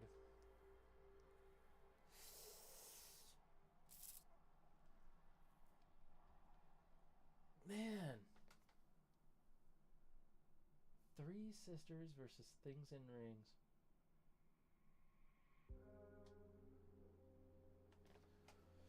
This one's making me physically sick. I don't want either of these to win. I don't want either of these to lose. I want them both to win. If I were to say today, right now, which one am I more in the mood to play, it's going to be Three Sisters. Things and Rings beats Thunder Road Vendetta for me. Thunder Road Vendetta beats Ticket to Ride for me. Codenames versus Trio. Trio only because I know Codenames Duet is still out there. Codenames versus Tiny Town. Probably rather play Codenames. Terraforming Mars Dice Game versus Tiny Towns. Probably rather play Tiny Towns. Two Rooms in a Room versus The Crew. Trick Taker don't love. Social Deduction don't love. I'm going to go The Crew still. I think the concept is better than Social Deduction for me. Trailblazers, Tiny Tile Builder versus Deduction. Turing Machine takes it. Concordia takes it over Trailblazers. Ooh, another difficult one. I really like Ares Expedition. I really do. And I really like Twilight Inscription. I'm more often in the mood to play Twilight Inscription, but I think when I play Ares Expedition, I have a better time. Because Twilight Inscription has been hit or miss. There's like somebody who just can't get stuff going. I'm going to go Ares Expedition. Obviously, Twilight Inscription beats Connect 4. Terraforming Mars beats Connect 4. Canvas beats Cartographers. Cartographers beats Codenames Pictures. Codenames Duet beats Super Skill Pinball. These are pretty similar to me. These are similar. Super Skill Pinball versus Captain Flip.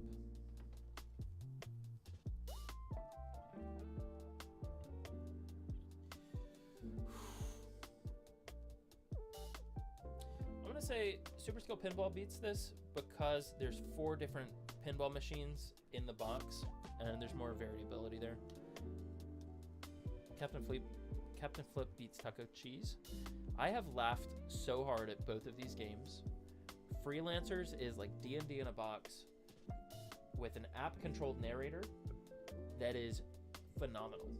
I'm going Freelancers over Telestrations here. Telestrations over Friday. Cantaloupe over Friday. Terra Nova over Friday because Friday's so difficult to win. If Friday were easier to win, I might pick Friday here. Harmonies over Chronicles of Crime or Chronicles of Crime. What's my favorite of the tile builder? I love this genre. I love this genre. Detective game versus tile builder. Oh, dude. That's hard.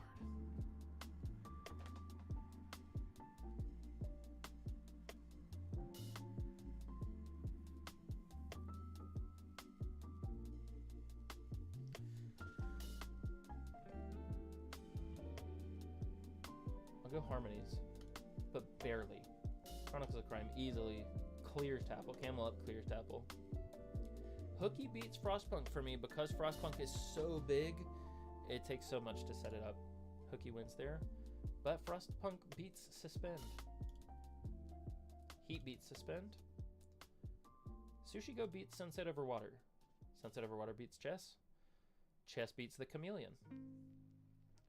Spots versus Hardback. This is interesting because I played Spots a lot more. Hardback, I played once and it wasn't a great play, but I think I would have more fun going back to it than I would Spots. I'm still going to pick Spots. Stuffed Fables versus Hardback. Stuffed Fables. Spot It versus Hardback, Hardback. Spot It versus the Fox in the Forest. I don't love either of these, but I'm still going to go Fox in the Forest. Spirit Island, easy. Easy pick. Hanabi versus Sprawlopolis. Not an easy pick. I'm going to go Sprawlopolis. Stardew Valley versus Can't Stop. I'm going Stardew Valley. Cantaloupe versus Can't Stop. Cantaloupe is a one-time play. Can't Stop, I'm always in the mood to play. Let's go Can't Stop. Calico versus Cantaloupe. I'm going to go Calico. Sky Team or Forest Shuffle. Sky Team. Skyrockets or Forest Shuffle. Probably more often in the mood to play Forest Shuffle. Spectacular or A Simple Life? Spectacular. Silver and Gold versus A Simple Life. A Simple Life. Ship with a P. Show or Silver and Gold. Silver and Gold. one-time play, which I had a good time with, versus game I did not have that good of a time with. I don't really like negotiation, so we're going between two castles. I don't really like the push your luck in Sequoia, but is it better than Bonanza? No, I think Bonanza's a better game. Sequoia. Oh, dude. These keep getting rougher. And look, we're only here. We're only at this point. We've been going an hour and a half. So at the same rate. How long is that?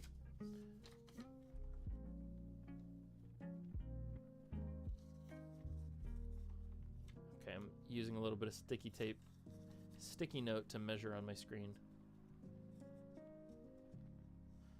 1, 2, 3, 4. It's like 4.5 more of what we've already done. Woo! Let's speed up then. Fort or Chronicles of Crime? Let's go. Chronicles of Crime. Fort. Four Gardens. Dude, don't do this to me. Don't do this to me. Space Base or Hadrian's Wall? Ugh! Oh, are you kidding me? At one point, I would consider both of these games in my top 10.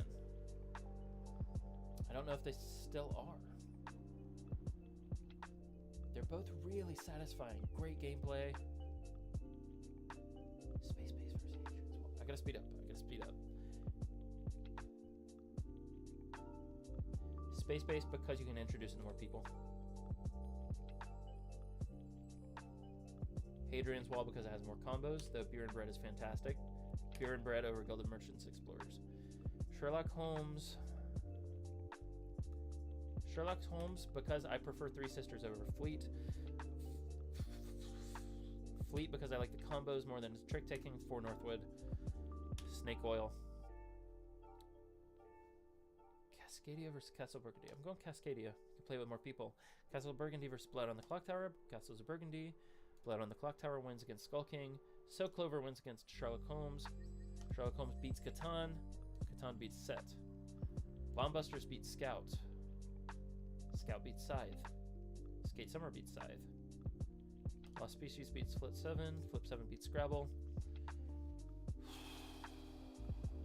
Scrabble beats Categories. Planet X beats Sea Salt and Paper. Sea Salt and Paper beats Flamecraft. Flamecraft beats Battle of Versailles. Ooh, we're on a roll. Let's go. Castle Combo beats Burgle Brothers. Gingerbread House beats Burgle Bros. Say Anything beats Fog of Love. Sail beats Fog of Love. Oh, another challenging one. I am more often in the mood to play Great Western Trail, not least of which because my wife doesn't like Sagrada, but she does like Cowboy Game. So we're going to go Cowboy Game. Roll Camera, I love. Sagrada, I love. Rolling Realms, I love. Bandito. Jacob, welcome. Welcome to stream. We're doing some rankings. This is the website Pub Meeple, and we have 1,200 head-to-head battles to do. That's a ton. Railroad Inc. It's a roll and write game where you're trying to build a train route. River Valley Glassworks, very cute. I'm going with this one. Bananagrams, not often in the mood to play, but more often than Railroad Inc. I would rather play Regicide than Raiders of Scythia. Both great games, but Regicide is a game you can play with a normal 52 card deck. You're trying to beat the kings and queens using all of these special powers. Raiders of Scythia is a good game. I'm just less often in the mood to play it. I am more often in the mood to play it than Railroad Inc. though. And brilliant stream, by the way. Thank you. I appreciate it. Rhino Hero is a card stacking game. You're building this tower out of cards, and then it can all fall over. It's very much like Jenga. It's very fun. Quest for Eldorado is a deck building game where you're traversing a jungle. Aquatica is like a Mer People game. I like the Mer People theme more, but the gameplay is really good in Quest for Eldorado, so I'm going to pick that over Red Flags, and Game of Thrones goes over Red Flags. Would I rather make puns, or would I floor plan better? I like floor plan. Point Salad, Punderdome. didn't love either of these games. I think I'd rather do Ravine because it's co-op. Ooh. A Place for All My Books or The Seventh Continent.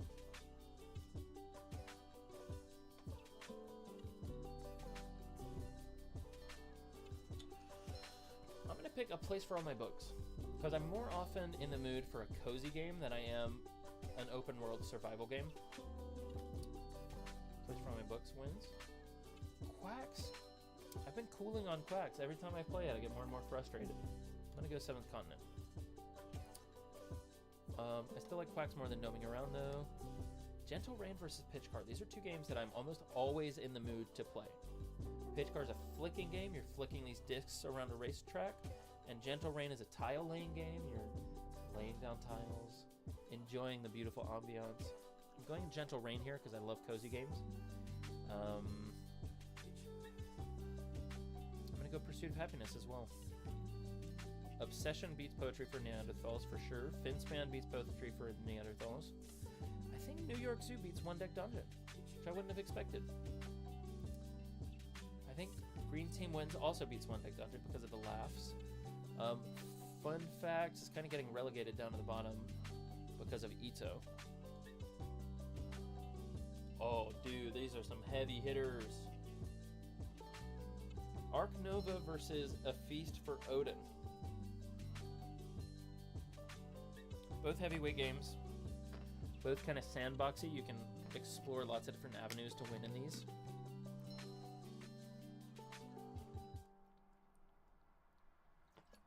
It may sound shallow, but I think if the art on Feast for Odin were better, it would score a little higher here. I'm going to go Ark Nova. Feast for Odin beats the Art Project. Art Project beats Azul. Apiary beats My Little Scythe. Actually, My Little Scythe, I think, beats Bandita. It's a nice short game. You can play it in 30 minutes. Mysterium Park, also another nice short game. Pandemic or Monikers? I love co-ops. So Pandemic, I think, takes this. But Monikers, you laugh so much. I think Parks over Agricola. Ezra and Nehemiah versus Paint the Roses. Big Euro game versus co-op Deduction. Co-op immediately puts stuff up. But Ezra and Nehemiah is so satisfying. I'm going Ezra. Paint the Roses over Payday for sure. Both of these are children's games. I would rather play Outfoxed, though. Pergola versus My Farm Shop. I'd rather play Pergola. I'd rather play Patchwork. I'd rather play Adulthood. Ooh, Seven Wonders Duel.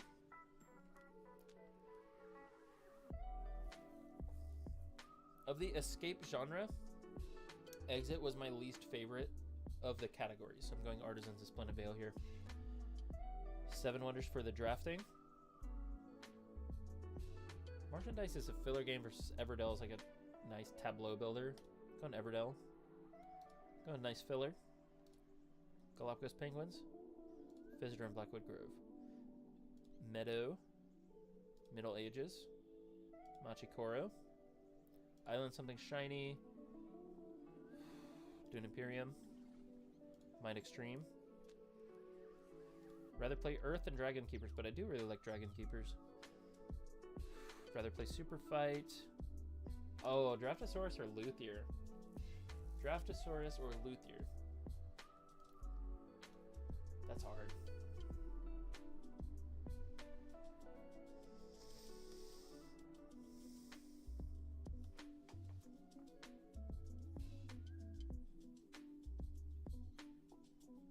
Make sure to leave a like on the stream if you haven't already. This is challenging. Really challenging. I'm going Draftosaurus. Oh. And then Defenders of the Wild versus Luthier. Luthier. Defenders of the Wild. Daybreak, I'm always going to want to play Daybreak. Longshot, always going to want to play that. Duel for Middle Earth over Phase 10 for sure. Llama Land. I don't love either of these. I'd rather read lips than do a themeless abstract, and I'd rather do a themeless abstract than a voting game. Decorum I love. The Mind is great.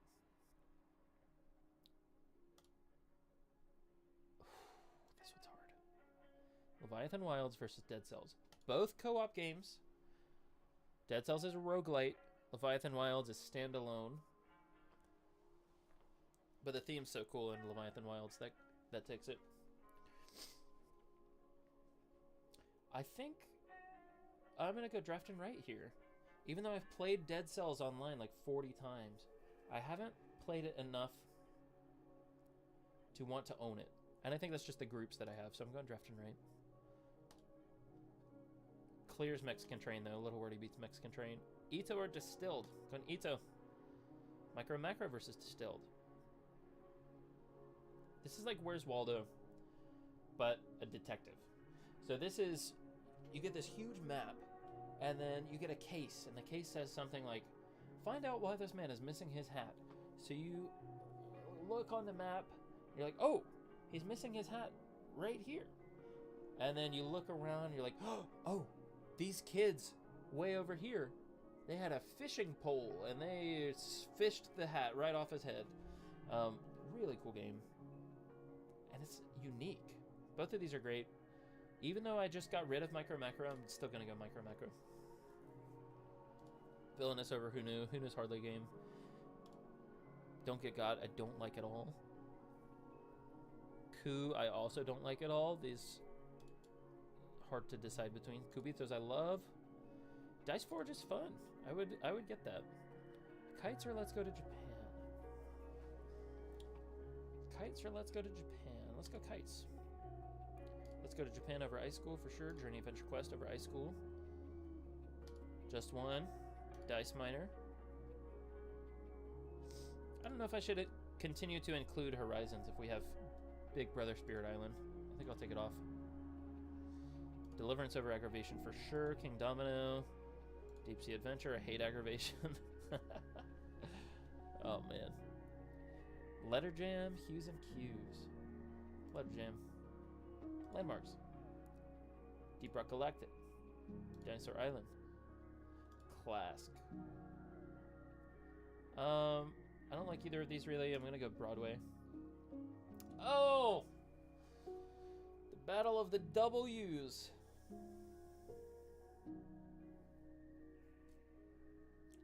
I'm going Wingspan because sometimes Wild Gardens can feel a little too restrictive. And I'm hoping, I have the expansion coming later this year, so I'm hoping the expansion will help with that a little bit. Good Wingspan.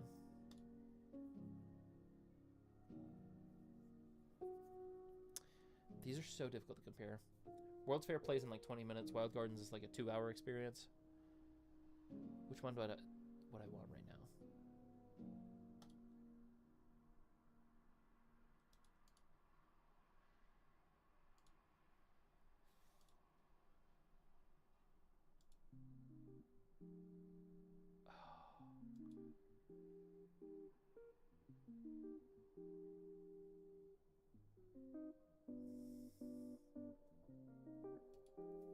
Viticulture has been in my top 10 since 2018. Which would I rather play right now?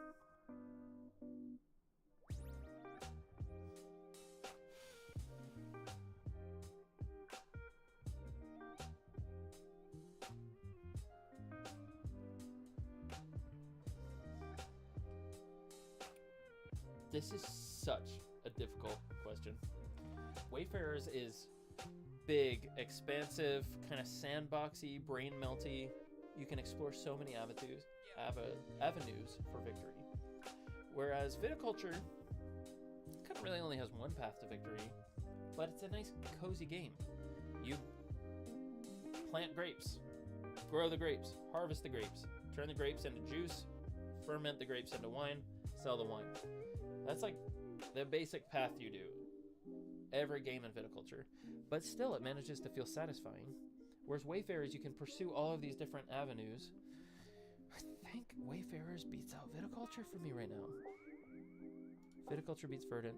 I'd rather play an Unlock than Verdant. I'd rather play Verdant than Wavelength. And Wits and Wagers beats Wavelength. Wavelength beats Werewolf. Werewolf and Wastelandia, I don't really like either of them all that much. I'm gonna go Wastelandia. Rather play Werewolf than Undaunted Battle of Britain. Rather play Three Sisters than Trio. Things and Rings than Trio. Rather play Trio than Thunder Road. Codenames or Thunder Road? Thunder Road because of Codenames Duet.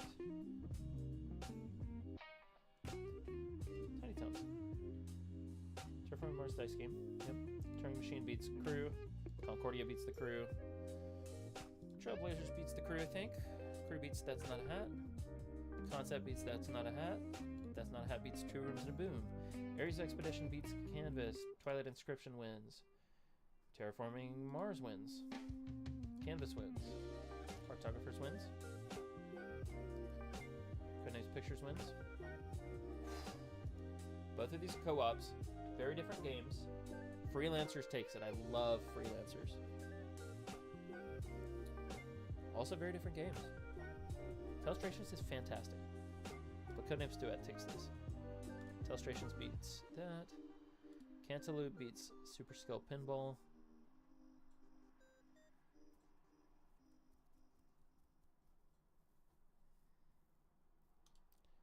Pinball beats Terra Nova. Terra Nova beats Captain Flip. Captain Flip beats Friday. Friday beats Taco Cat. Hooky versus Harmonies. Competitive Wordle versus gorgeous tile placement. I would rather play Harmonies most of the time over Hooky. But if my wife were here, she would say Hooky. Rather play Chronicles of Crime over Hooky. Rather play Hooky than Camel Up. Rather play Frostpunk or Camel Up. Whoa. That's hard to decide. Frostpunk. Heat. Camel Up. Suspend. These are both like the same lightweight party game. Let's go Tapple. Spots, lightweight push your luck. Sushi Go, lightweight drafting. Spots. Stuff Fables is good. Lightweight dungeon crawl versus Sushi Go. Would I rather do a dungeon crawl or a drafting game? Let's go Stuff Fables. Drafting. Deck building. Cozy. Cozy. Chess or Spot It? Stardew Valley or Spirit Island? These are going to be in my top 10. I think both of these will be. Spirit Island easy though. Stardew Valley over Sprawlopolis. Can't Stop over Sprawlopolis. I think Calico over Sprawlopolis too, actually. I wouldn't have expected that. Cantaloupe, we already have Cantaloupe Book 3 doing really well. I'll call that the whole series. Let's delete Cantaloupe Book 1. Spectacular versus Sky Team. Easy Sky Team. Spectacular versus Forest Shuffle. Oh. Oh. Ooh, ooh, ooh. These occupy a similar space in my brain.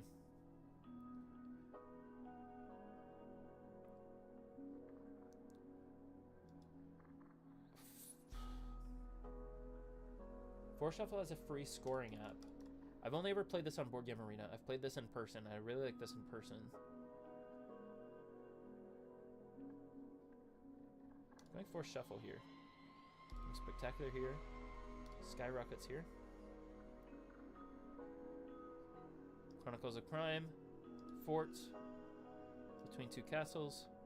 Four Gardens. Happy Salmon. Space Base. Hadrian's Wall. We should consolidate Sherlock Holmes as well. Into two.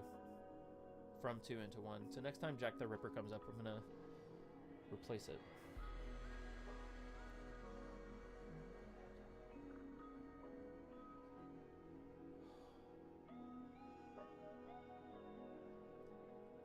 This kind of sounds like the Minecraft soundtrack. I don't know if y'all can hear it that well. There you go. Sherlock Holmes or Beer and Bread? Sherlock Holmes or Beer and Bread?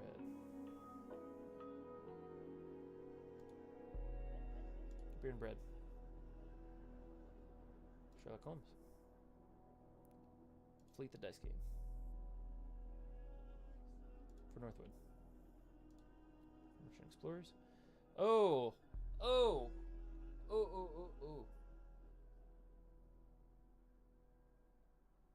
I'm undefeated in Cascadia, too. I'm up 9-0 in Cascadia. But So Clover is one of the greatest games of all time. Okay, we said we're deleting Jack the Ripper. Cascadia clears Catan. Clears it. Castles of Burgundy clears it too. Now, these are two games that I really would prefer to never play again. I'm going to give it a blood on the clock tower, though.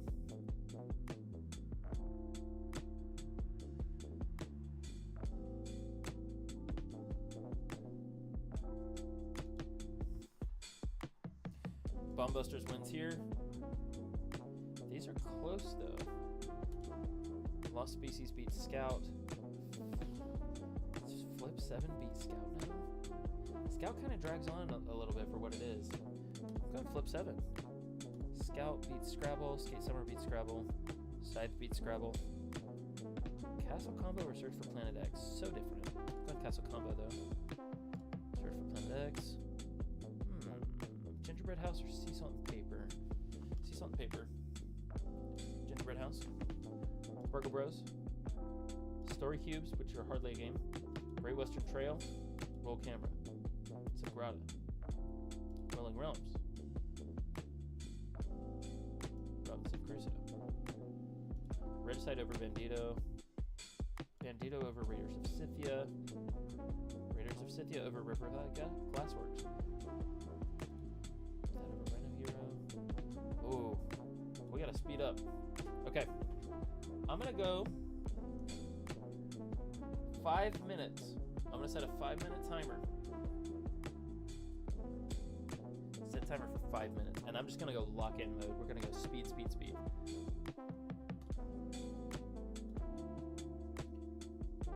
That hardly makes a difference.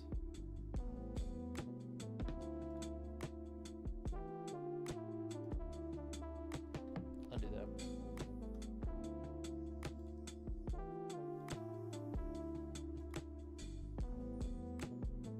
So cozy, so cozy. First glance.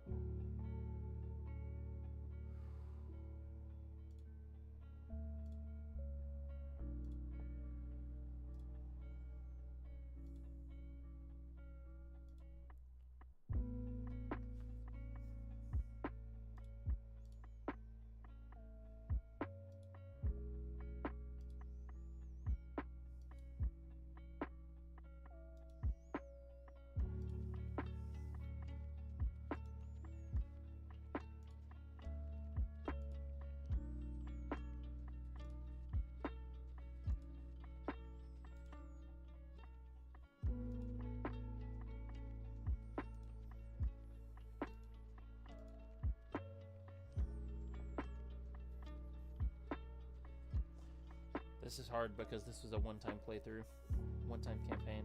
Now it's done. We're in lock-in mode for another 3 minutes, I think. Yep. Go quick. Go quick. Gotta make a decision.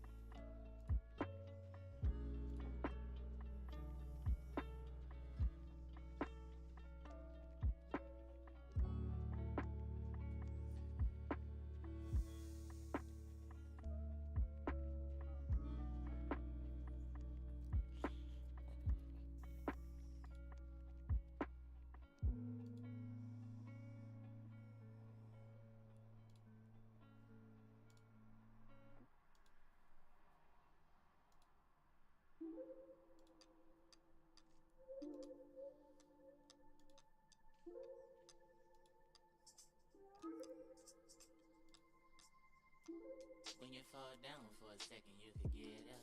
That's the only way you reach to the ceiling. And the water too deep, keep your head up. And the road in this message. The seasons keep changing like trends. Fashion technology ought to be thin when you drop.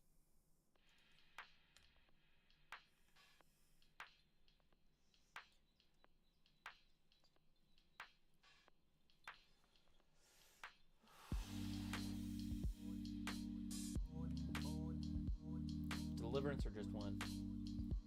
Deliverance or just one? Dungeon crawl or party game? I'm going just one. You can play it with anybody. Deliverance or Dice Miner? Deliverance. Dice Miner over King Domino.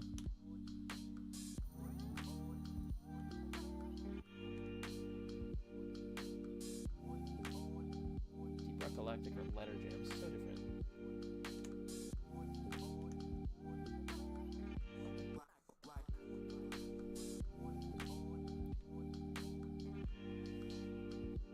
Wayfarers or Wingspan? This moment, this exact moment,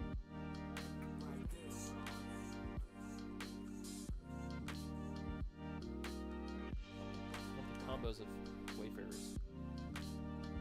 Wingspan over Viticulture. Path Gardens over Viticulture. Viticulture over World's Fair. There's my 5 minutes. I think we got a lot of progress done. Still nowhere near enough. It'll probably be easier once we keep going though. I'd rather play an Unlock game. Unlock's kind of goated. World's Fair over Verdant. Verdant over Wildman's Warehouse. Wildman's Warehouse over Wits and Wagers. Wormspin over Wits and Wagers. Yu-Gi-Oh! Over Wastelandia. We're Doomed over Wastelandia.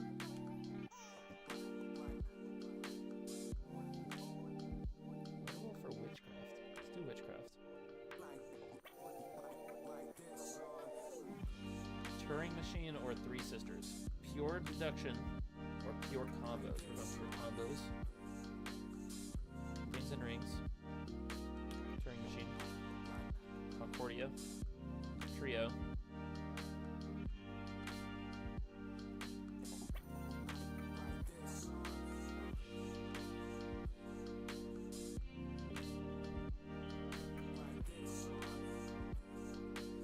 Woo! Another hard one. Freelancers or Ares Expedition? I'm going Freelancers because it's unique, more unique than Ares Expedition is. Ares Expedition draws a lot of mechanisms from other games, but Freelancers, I think, is kind of doing its own thing. But I still... Codenames Duet or Ares Expedition? Which am I more in the mood to play right now? Right now. Duet. Ares Expedition. Twilight Inscription. Telestrations. Cantaloupe. Pinball. Terraforming Mars. Canvas. Cartographers. Terra Nova. Okay, we're making some progress here. We're doing alright. Friday. Codenames Pictures. Taco Cat or Connect 4? Neither? Connect 4. Harmonies. Chronicles of Crime. Cookie. Frostpunk. Spots. Stuffed Fables. Heat or Sushi Go? Those are different. Let's go Heat. Sushi Go. Camel Up. Hardback. Sunset Over Water. Fox in the Forest. Spot It. Tapple. Suspend.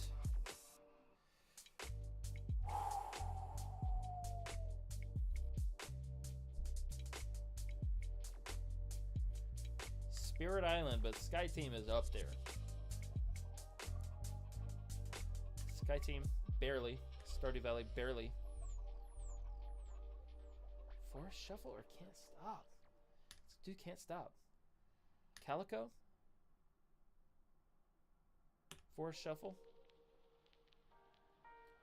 Man. This is rough. This is rough, y'all. Spectacular or Sprawlopolis? Spectacular. Skyrockets? Sand timer game or tiling? Let's go tiling. Sparlopolis. Ah, the two fireworks games. Put it up against each other. Both are cooperative. Both are fireworks. Skyrockets. Hanabi. Simple Life. Silver and Gold. One time game. Splendor. Space Base. Hadrian's Wall. Beer and Bread. Would I rather play Sherlock Holmes Consulting Detective or Chronicles of Crime? I think I'd rather play Sherlock Holmes than base Chronicles of Crime, but I'd rather play Chronicles of Crime 1900 than Sherlock Holmes.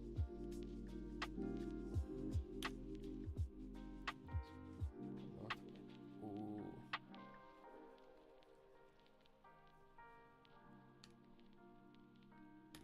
Fort. For Northwood. Merchant Explorers. Between Two Castles. Four Gardens. Actually, no. I would rather play Snake Oil than Four Gardens. I'd rather play Four Gardens than Forbidden Island for sure. Happy Salmon. Bonanza. Get another one now where I don't really like them that much.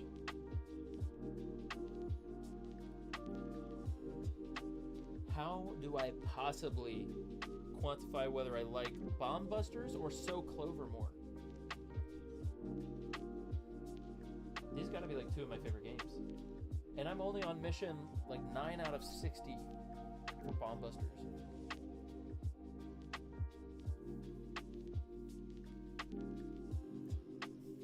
These are both S tier games, by the way, but I'm going So Clover. Bomb Busters versus Cascadia. Bomb Busters. Currently, right now, that's what I'd rather play. Cascadia, I'd rather play. Lost Species, I'd rather play. Burgundy. Flip 7.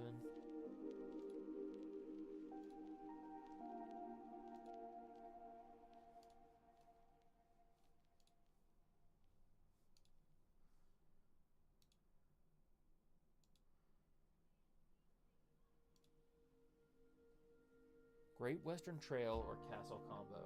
This is crazy. These games are so different. I'm just going First Instinct.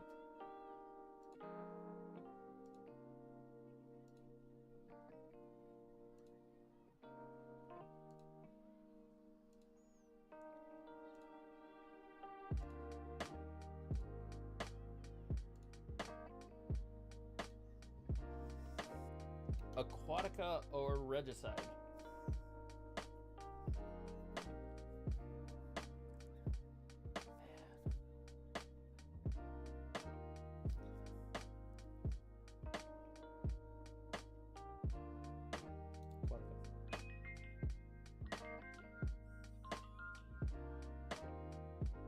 Eldorado. Some more variability from game to game. I think that's where I'm at here. Regicide. Bandito. I'd probably rather play Scythia over Floor Plan, but I keep Floor Plan in my collection for my wife. Point salad.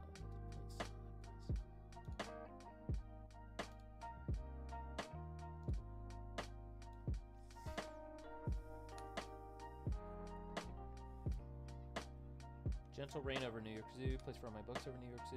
Pursuit of Happiness over New York Zoo. Pitch Car. Ooh, it's getting pushed down the list. I like New York Zoo a lot, though. It's ranking them all against it. New York Zoo over Point City. Obsession over Point City. Fence Band also over Point City. Man, there's lots of lightweight party games. I gotta hit the loo. I shall be back shortly.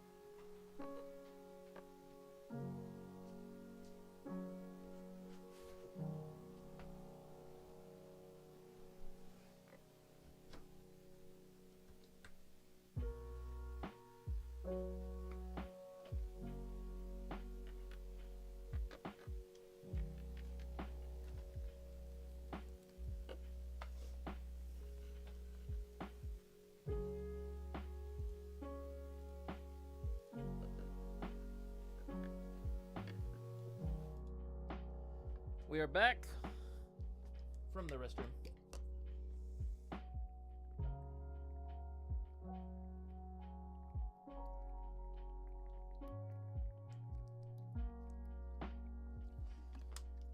And to refuel. Okay, where did we leave off? Looks like we're just before halfway. I think it could be a good strategy to go ahead and delete all of our F tier games. Because what is the point of really ranking them against each other? So I think when I come across more F tier games, I'm just going to go ahead and click delete. That'll remove them from the pool, and that'll equate to probably a good amount of rankings saved from us having to do them. Point City is Splendor but better. Green Team Wins is fun party game. I'm rather in the mood for engine building rather than party game. Same there. Oh, I got a squirrel. Hey, buddy. Green Team Wins over Quacks. Quacks over One Deck Dungeon. One Deck Dungeon over Gnoming Around. Fun Facts over Gnoming Around for sure. Poetry for Neanderthals. One Night Werewolf. Flapjacks and Sasquatches. F tier. Delete it. Oh, dude.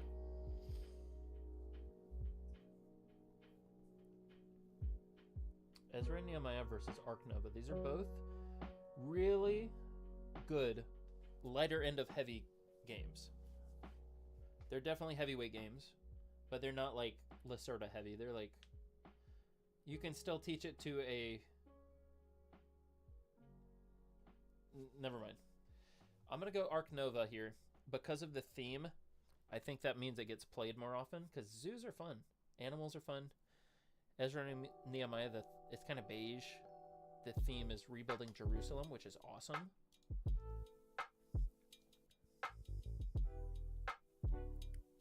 Feast for Odin or Ezra and Nehemiah?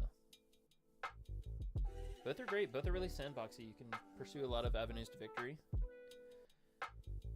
Normally, I'm more in the mood for Ezra and Nehemiah. Feast for Odin. Paint the Roses. These are basically the same game, just different themes. Not entirely true.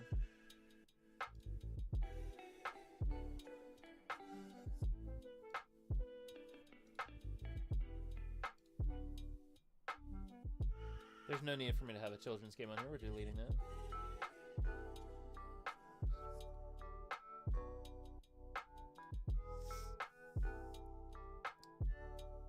Bandida, I don't like as much as Bandido, so I could delete that. So we'll keep going.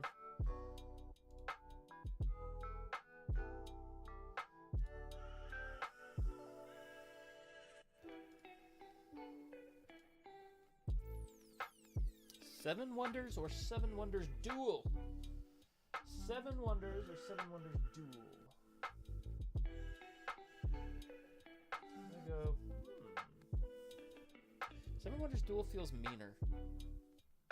So among optimal play counts, Seven Wonders I think is faster. Seven Wonders Duel has a little more crunchy decision space. Let's go to Duel. Let's go to Seven Wonders. Fate Flip.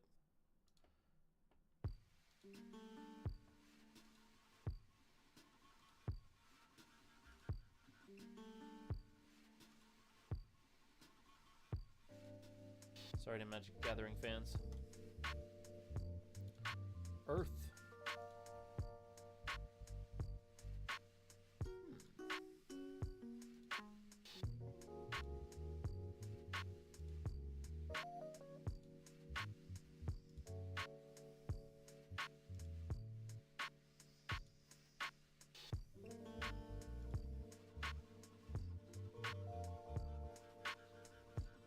I don't like the bluffing in Skull, but I still like it more than Exploding Kittens. Oh, both of these games. Dutch Blitz stresses me out. We're not going to go Dutch Blitz. We're going to go Exploding Kittens. Leviathan Wilds or Daybreak. Oh, man. Currently, right now, I'd rather play Leviathan Wilds. And I think that's recency bias because I just bought it 2 days ago. So I'm really wanting to get it to the table.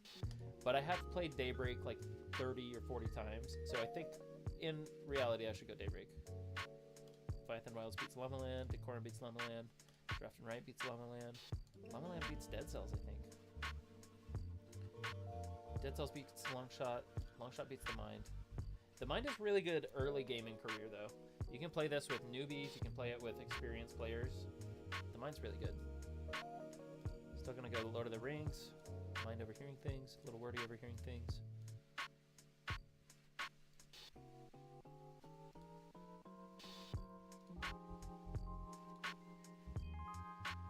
Oh, the Battle of the Itos. Kubitos and Ito. I'm going Ito here. It's one of the greatest party games I've played, and I have been playing it out a little bit. I'm kind of getting tired of it, but still does not change the fact that it is an incredible game. Kubitos versus Micro Macro. Micro Macro versus Kites. Kites versus... Nope. I'm going to pick Distilled over Kites, actually. Go ahead and lay down a save. 1-12. Vino Morte over Kites. Kites over Villainous. Let's go to Japan over Villainous. Journey Adventure Quest over Villainous. Dice Forge. Jaws. Ice Cool. Detective. Villainous over Cards Against Humanity. I'm gonna delete Who Knew. Delete Coup. I don't need to rank it. Delete Don't Get Got. I don't like any of these games. I'm gonna rank only the games I like. Deep Rock Galactic versus Just One. Party game you can play with literally anybody. As long as they speak the same language as you, you can play this game. Deep Rock Galactic. Dungeon crawler, really cool thematic. Just One takes it. Ooh, the Battle of the Dungeon Crawlers. I haven't played any expansion content for either of them. I think if I had played expansion content, Deep Rock Galactic would take this. But the fact that I played through the entire Deliverance campaign means that Deliverance takes the win here. Dwarves. 2 dwarf games. Dice Miner takes the win. King Domino takes the win. Deep Rock Galactic beats Deep Sea Adventure. Deeps. Battle of the Deeps. Dinosaur Island beats Deep Sea Adventure. Clask beats Deep Sea Adventure. Letter Jam beats Deep Sea Adventure. Landmarks. Deep Sea Adventure, you gotta fight back. They're clobbering you. Okay, there we go. Take a win. Cash and Guns. Cash and Guns versus Kabuto Sumo. Yep. Some of these, be a Broadway star, you're getting deleted. Aggravation, deleted. Three Sisters or Wayfarers. Dude. Big crunchy heavyweight on Wayfarers versus lightweight Three Sisters. Not too light, but like still gives you really good decision space.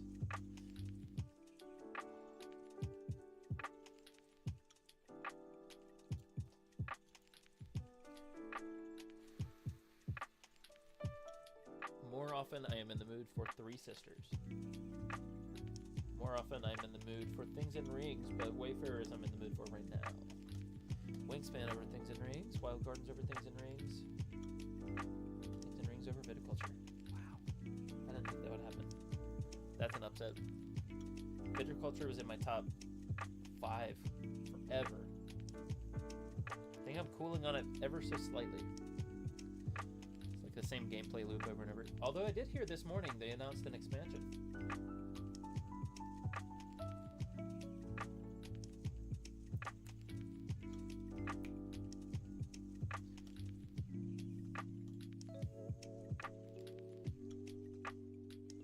Rather playing Unlock-In than Concordia right now. Concordia over World's Fair. World's Fair over Trio. Trio over Verdant. These are all kind of neck and neck. They're holding their own though. No, Verdant over Trailblazers. Lots Warehouse over Trailblazers. Trailblazers over Wormspan. Thunder Road Vendetta over Wormspan. Codenames over Wormspan. Wormspan over the Crew. Wits and Wagers over the Crew. Wavelength over the Crew? Now the Crew over Wavelength. Tiny Towns over Wavelength. Terraforming Mars over Wavelength. Concept over Wavelength. Wavelength over Ticket to Ride. Yu-Gi-Oh! Over Ticket to Ride. Ticket to Ride over We're Doomed. It's Not a Hat over We're Doomed. Two Rooms to the Boom over We're Doomed. 12 Cents More is over We're Doomed. Freelancers or Harmonies. Man! Ruthless! Ruthless! It won't let me rest. Freelancers. Harmonies. Chronicles of Crime. Hooky. Codenames Duet. Ares Expedition. Twilight Inscription. Illustrations. Yeah. Cantaloupe or Frostpunk? My one play of Cantaloupe was brilliant. I loved it. But I can't replay it. And it was a little clunky. I guess Frostpunk's a little clunky too. It's not Frostpunk. Spots. Cantaloupe. Stuffed Fables. Heat. Pinball. Sushi Go. Camel Up. Terraforming Mars. Canvas.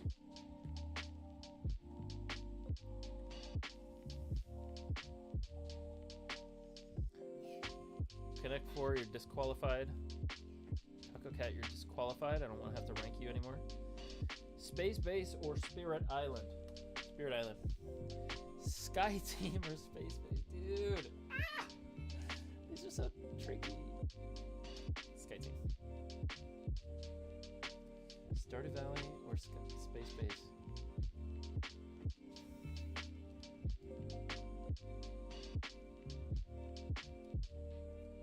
Yeah. Stardew Valley. Space Base over Can't Stop. Hadrian's Wall over Can't Stop. Beer and Bread over Can't Stop. Sherlock Holmes over Can't Stop.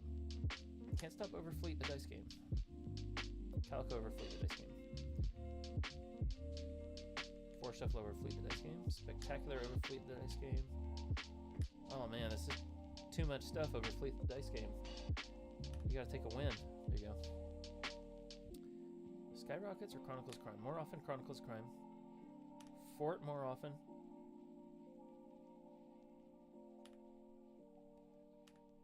The sand timers are just very particular. I'm not often in the mood for a sand timer game. When I am, it's really fun, but not often.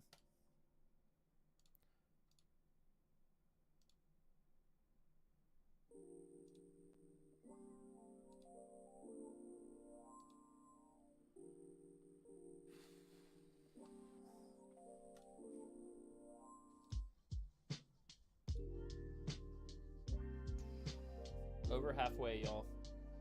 We're making slow but steady progress. Splendor is a classic gateway game, engine building. Ship Show with a P or Bonanza?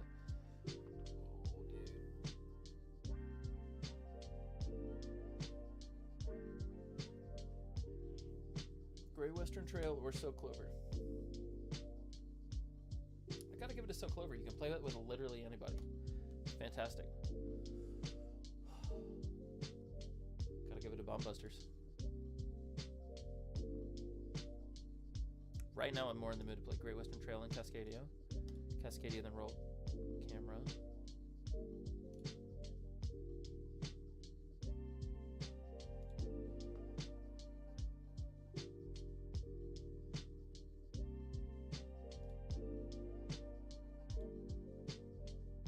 Here we go. Search for Planet X or search for Lost Species. I like Planet X slightly more.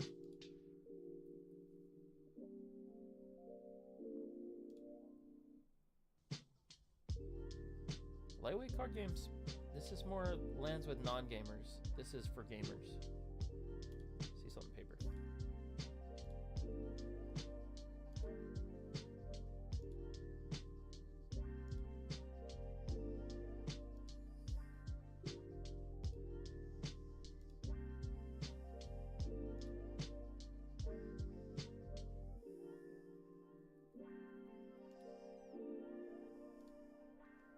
No, I'd still rather play Sail.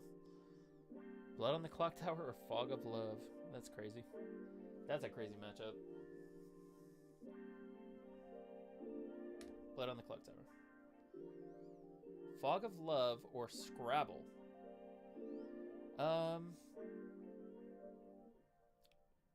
Scrabble? Though I think if you had the right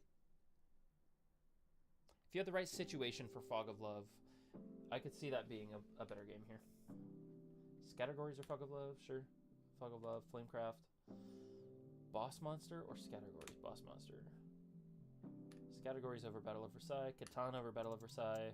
Set over Battle of Versailles. Skull King over Battle of Versailles. I didn't like either of these. Gentle Rain or Aquatica? Gentle Rain. Place from my books or Aquatica?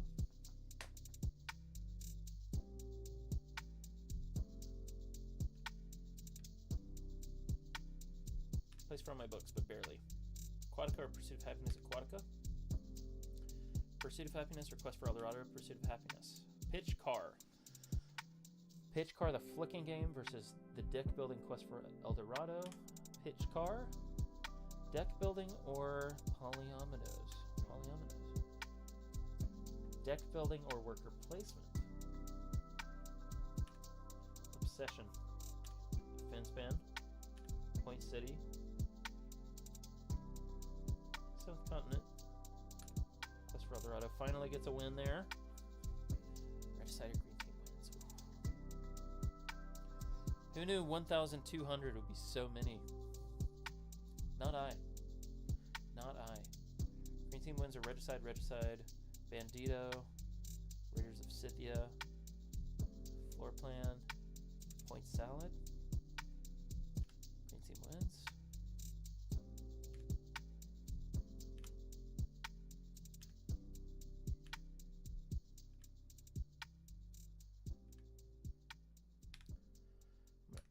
Bananagrams takes it over One Night Werewolf. Rhino Hero takes it over One Night Werewolf. One Night Werewolf takes it over Railroad Inc. Railroad Inc. takes it over Gnoming Around. There's no need for 2 Railroad Inc., so I'm just going to delete one of them.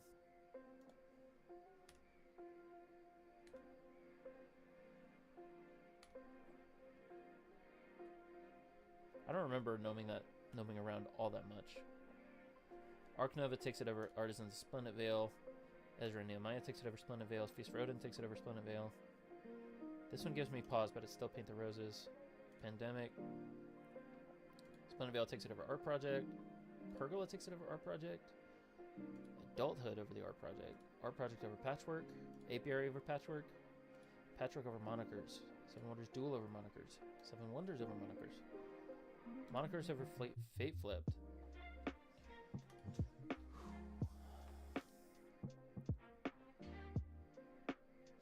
The Mize. My Farm Shop, My Little Scythe. My Little Scythe is a very good children's game. It really is. It's quite good. Yeah.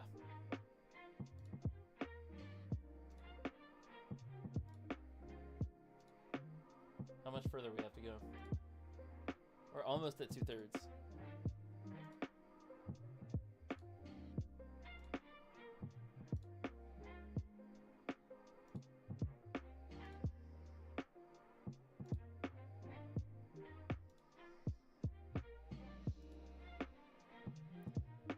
Daybreak or Earth?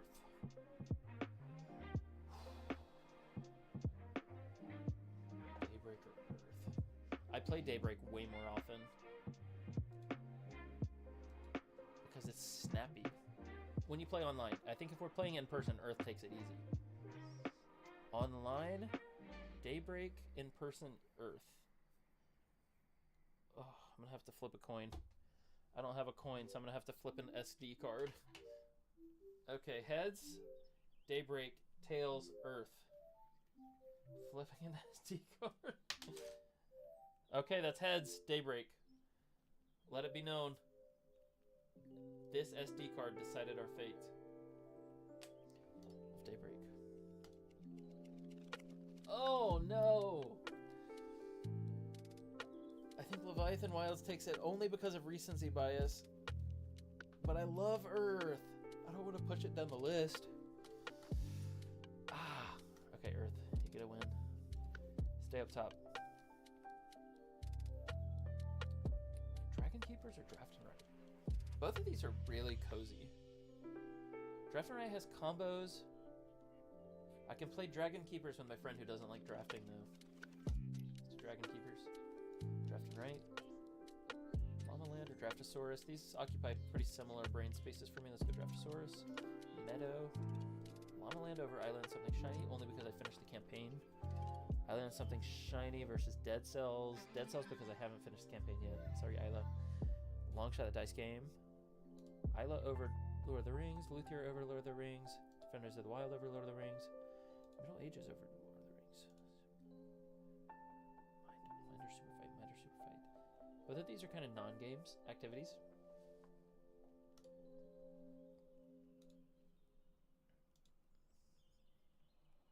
Mine Extreme are a little wordy. Mine Extreme, a little wordy. Mine Extreme. Machikoro. I don't like bluffing, so this is pretty much gonna lose until there's a game I really hate. Mexican Train I'm not thrilled about, and I think this one took too long. Skull at least is quick. Exploding Kittens is quicker than Mexican Train. Mexican Train is less stressful than Dutch Blitz. Both of these games are not good for me, personally. Dutch Blitz is faster. Both of these are the exact same game, and they're terrible. I'm deleting you. Just One or Ito. Oh. At one point, Just One was my favorite party game, and then it got bumped out by So Clover. I think I still like So Clover more than Ito, but I think I like Ito more than Just One. Just One or Kubitos? Micro Macro or Just One? Micro Macro. Distilled or Just One? Distilled. Just One or In Vino Morte? Just One. Deliverance or In Vino Morte? Dice Miner. King Domino. Deep Rock Galactic. It's so difficult to compare these big, huge games versus a game that has 18 cards and like half a page of rules. Because they're both fantastic experiences, but how do you compare the two? That's like comparing... It's like comparing the original Mario Bros. To No Man's Sky. Or it's like comparing Minecraft pre-alpha in-dev browser to current day Minecraft. They're just incomparable. With that said, Vino Morte is on a lose streak here. I would rather play it than a Letter Jam, though. Journey Adventure Quest takes a win over Letter Jam. Dice Forge. Letter Jam beats Jaws. Landmarks beats Jaws. Hughes and Q's beats Jaws. Ooh, two ocean-themed ones.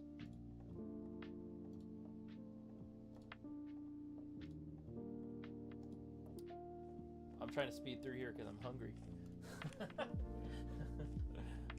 I had a pretty big breakfast, but that only holds so long. We've been doing this for 2.5 hours, and we're only 2/3 through. Okay, ready for another lock-in section? Kabuto Sumo, Carcassonne. Cult Following. Freelancers or Three Sisters goes to Freelancers. Harmonies or Three Sisters goes to Three Sisters. Wayfarers or Harmonies, Wayfarers. Wingspan or Harmonies, Wingspan. Wild Gardens. These are about equal in my mind. Harmonies are Things and Rings, Things and Rings. Harmonies are Turing Machine. Harmonies right now. Chronicles of Crime or Turing Machine. Right now, Turing Machine.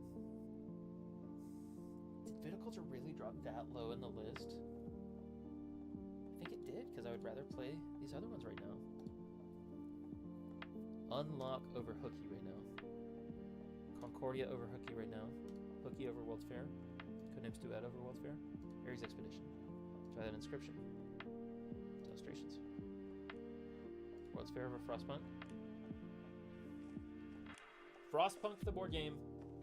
Trio. How do you compare those? Bro. Trio. Frostpunk. Spots. Cantaloupe. Verdant. Woman's Warehouse. Stuffed Fables. Heat.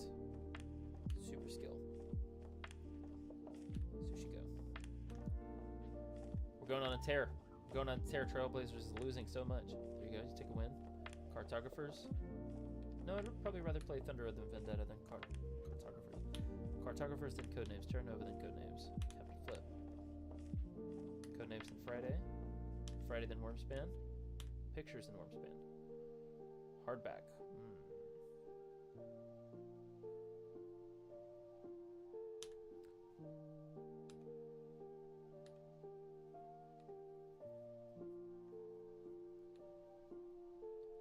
Come on. Got so many of these.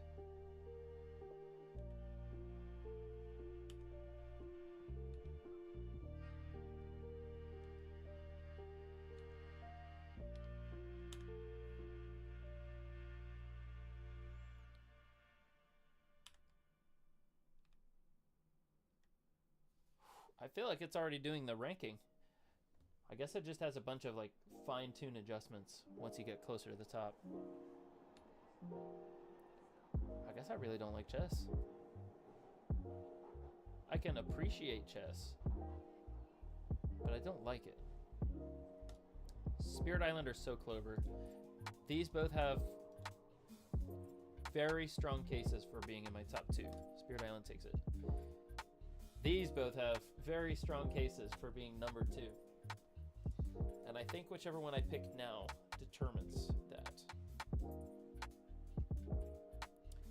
I would normally say Sky Team. I think right now, So Clever because it's adaptable.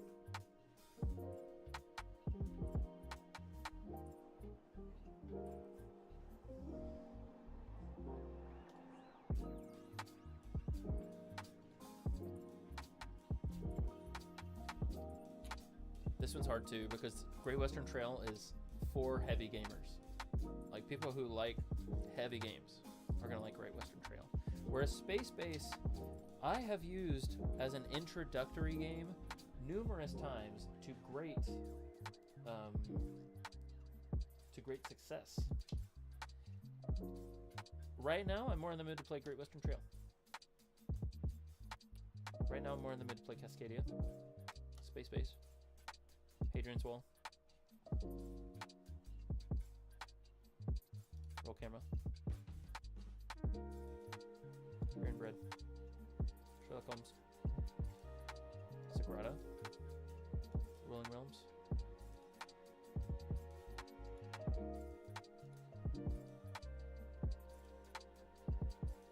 Can't Stop beats Castles in Burgundy somehow. Somehow. Because it's an amazing game, that's why. Castles of Burgundy are Force Shuffle. Rather play Force Shuffle, rather play Spectacular, rather play Sprawlopolis. Castle of Burgundy over Fleet, the dice game. Sea Salt and Paper over... No, Fleet beats Sea Salt and Paper. Chronicles of Crime beats Sea Salt and Paper. Fort beats Sea Salt and Paper. Fort Northwood beats Sea Salt and Paper. Golden Merchant Explorers wins. Skyrockets wins right now as of today. Sea Salt and Paper wins as of today. Gingerbread House, Burgle Bros, Robinson Crusoe. Flip 7. Scout. Skate Summer. Ooh, Hanabi's getting pushed down there. Hanabi beats Roy Story Cubes for sure. Between Two Castles, Snake Oil.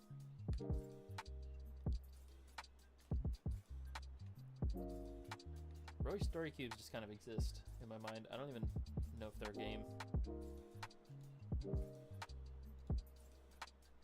So I deleted them. Sail. Blood on the Clock Tower. Scrabble over Ship Show. Fog of Love over Ship Show. Flamecraft. Boss Monster. Ship Show over Scattergories. Scattergories over Bonanza. Really don't like the negotiation. Catan 2.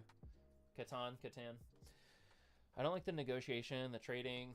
There's so much in Catan that I think is just overlooked. Or people just don't know that there's better games out there. I don't like either of these, but I'm going to go Catan. I'm going to go Bonanza. Set. Sequoia. Forbidden Island. Here to Slay. Ark Nova beats Gentle Rain. Ezra Nehemiah beats Gentle Rain. Feast for Odin beats Gentle Rain. Gentle Rain beats Paint the Roses. Place for All My Books beats Paint the Roses. Ooh. Aquatica beats Paint the Roses. Paint the Roses beats Pursuit of Happiness. Pandemic or Pursuit of Happiness? Pandemic or Pursuit of Happiness? Not talking about the Will Smith movie, by the way. The theme in Pursuit of Happiness is great. I'd come back to Pandemic more often. Splendid Veil or Pursuit of Happiness? If my wife had continued playing the campaign with me, I would pick Splendid Veil. But because I'm soloing it the rest of the way, I'm going Pursuit of Happiness. Pitch Car's so good. I just haven't played it in like 4 years. So I'm going Splendid Veil. Pergola, same reason. Adulthood, same reason. Art Project, same reason.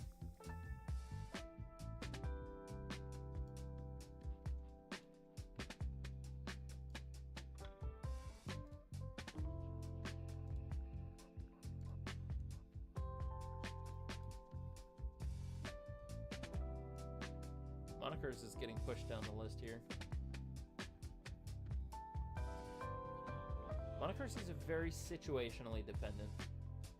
It's if you play it with the correct group at the right time of day, the right headspace, it's brilliant. Fantastic. Raiders of Scythia, nice Euro game. It's nice. It's nice, you know?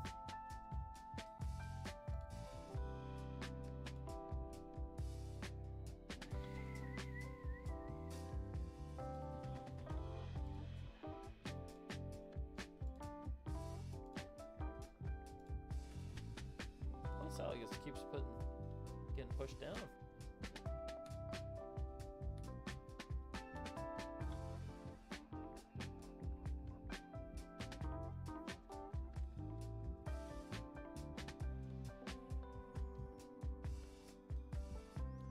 This one's hard, their game too. Taking it off.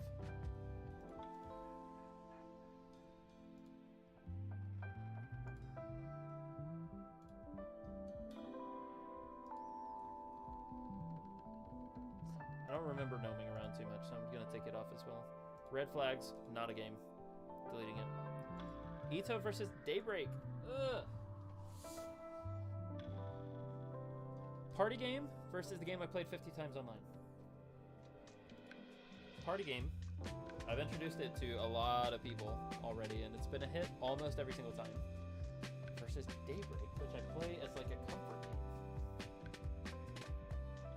Currently, today, for following my rubric, I would rather play Daybreak than Ito. Same with Leviathan Wilds. Same with Earth. Although this doesn't stop the fact that you can play Ito with anybody. Like if I were doing a tier list, this would be S tier, even though it's losing to all of these games. It's just I've played it a ton recently, which is making it drop in the rankings. There you go, finally takes a win against Dreptosaurus.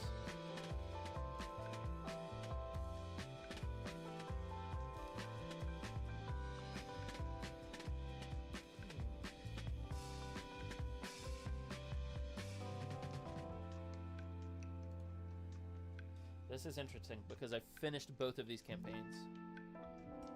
And which one do my memories hold in higher esteem? I think it's Micro Macro. Distilled beats Isla just one. Yeah. Deliverance, I've finished that campaign as well. Isla beats Dice Miner. Dice Miner beats Luthier somehow. King Domino, does that beat Luthier? I think it does. Deep Rock Galactic versus Luthier. Deep Rock Galactic.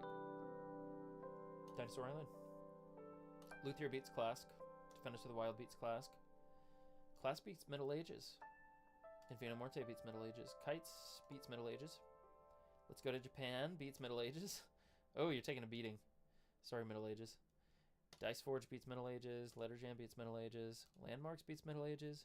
Middle Ages beats Hues and Cues. Duel for Middle Earth beats Hues and Cues. The Mind beats Hues and Cues. This whole scenario is basically the Super Fight game. Which one wins? This versus this. Super Fight wins. Dune Imperium beats Hues and Cues. Hues and Cues beats the Mind Extreme. Keeps Deep Sea Adventure beats Mind Extreme. Jaws. Oh, we're kind of flying now. We're cooking.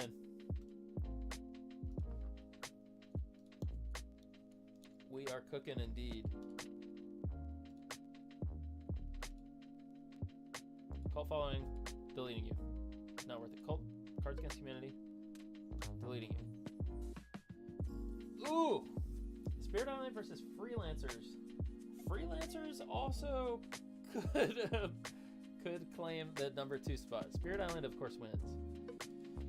Okay, so I think we're in a battle between Freelancers, So Clover, and Sky Team for number 2. I would currently rather play Freelancers today, but I think So Clover is more deserving in the number 2 spot, given how much I've played it. Today I would rather play Freelancers, but I think Sky Team is more deserving in the number 3 spot. I love both of these games so much. These are both newer favorites. I haven't been playing them as long or as much. Bomb Busters and Freelancers, gosh. Both group dependent, both co-op, and you have to play them with the right people. If you do, they are both incredible experiences. Bomb Busters barely takes it over Freelancers. Stardew Valley. I think it's about time to have an expansion to the Stardew Valley board game. Because I can see it getting stale. Not stale, it's still cozy. Still love to go back to it. But right now, Freelancers takes it. Stardew Valley takes it over Three Sisters. Three Sisters or Great Western Trail. Lots of combos or Cowboy Game. What do we think in the comments? Cowboy Game? Or lots of combos and farming and cute and cozy?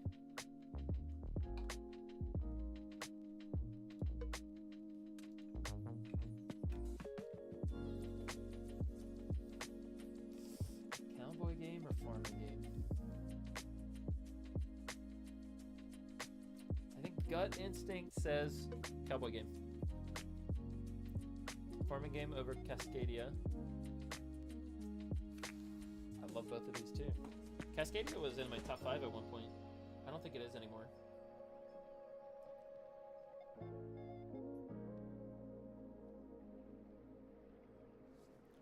But I think I still prefer it over Wayfarers. Wayfarers might be space-based though.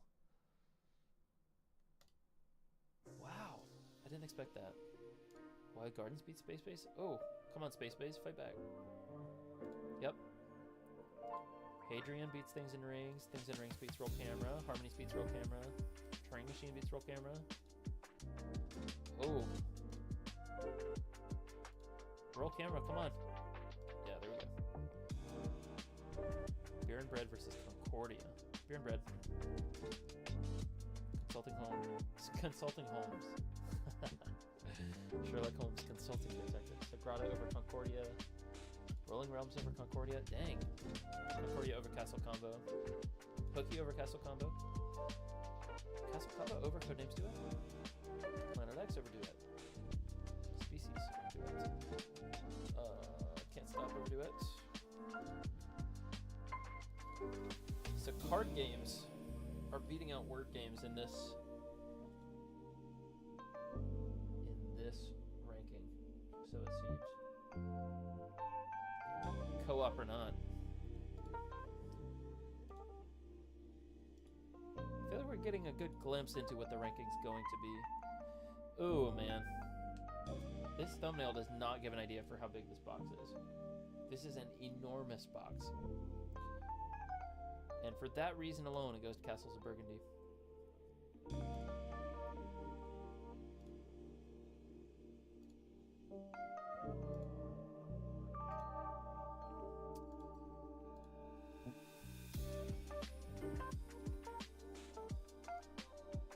There's a lot of games, y'all. There's a lot of games.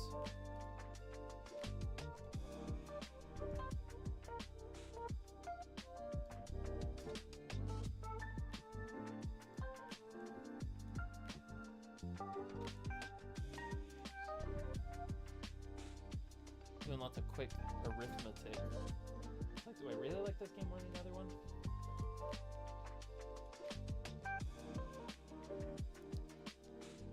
or Hanabi? Very different.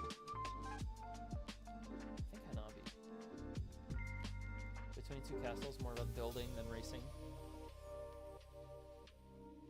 Heat over snake oil. Snake oil, ooh. Or pinball, maybe snake oil here. Pinball over Simple Life, Sushi Go over Simple Life. Simple Life over Camel Up.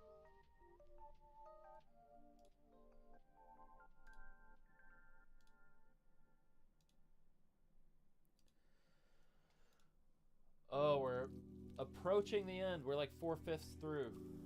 4/5. Let's keep going. Final push.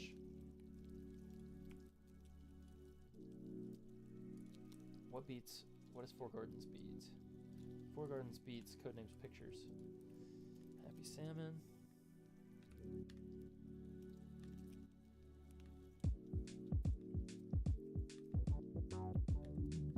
Side quest is on a losing streak here. It's not doing so hot. There we go. Beats Sunset Over Water. Sunset Over Water beats Splendor. Fox in the Forest beats Splendor. Ticket to Ride beats Splendor. No. Splendor beats Ticket to Ride. That might be controversial too. Ticket to Ride I'd rather play than Scrabble. Spot It I'd rather play than Scrabble. Tapple over Scrabble. Scrabble over Suspend. Fog of Love over Suspend. Flamecraft over Suspend. All of these are like actual games, so I'd rather play than Suspend.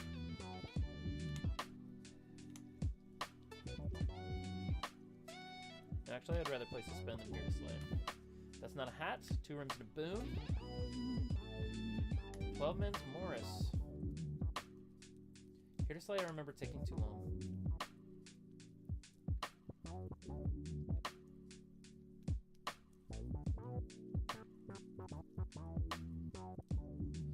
I'd rather play chess or Skull King. Probably chess. Chameleon or Skull King? Skull King. These are both social deduction. I don't like either of them. Chameleon. Arc Nova or Daybreak? Arc Nova. Ezra Nehemiah. Feast for Odin. Gentle Rain. Daybreak. Leviathan Wilds. Earth. Decorum. Place for all my books. Ooh. I like these about the same. Let's go Dragon Keepers. Game is cool. Oh, man. Quantified Draft My Records. I don't know. Ooh. Draft My Records has the combos.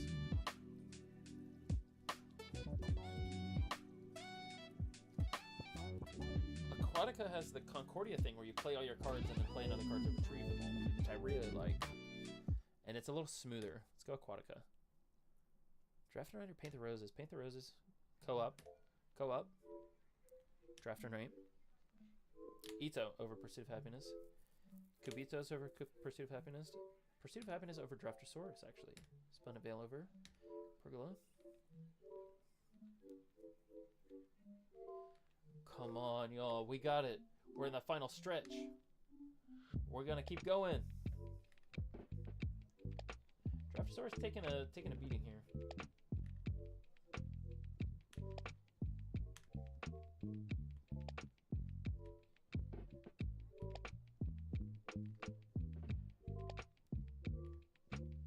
Actually, I would rather play 7th Continent than just one right now. Quest for Eldorado. Yes.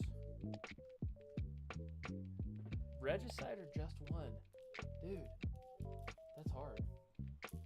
Probably Regicide Legacy, but I don't have Regicide Legacy, so I'm going to say just one. Deliverance over Regicide. Same. If it were Regicide Legacy, rather that one, but I'm going to pick Isla. Dice Miner, King Domino, Deep Rock Galactic. Oh, so many good games. So many good games.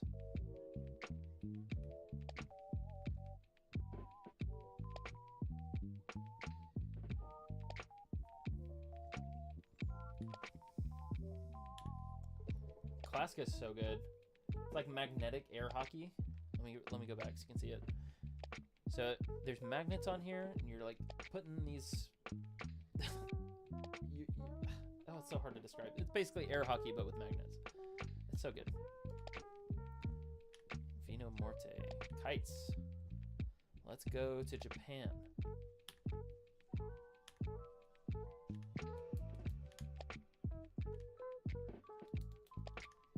There's some really tricky decisions here, but my little scythe kept losing there over and over and over.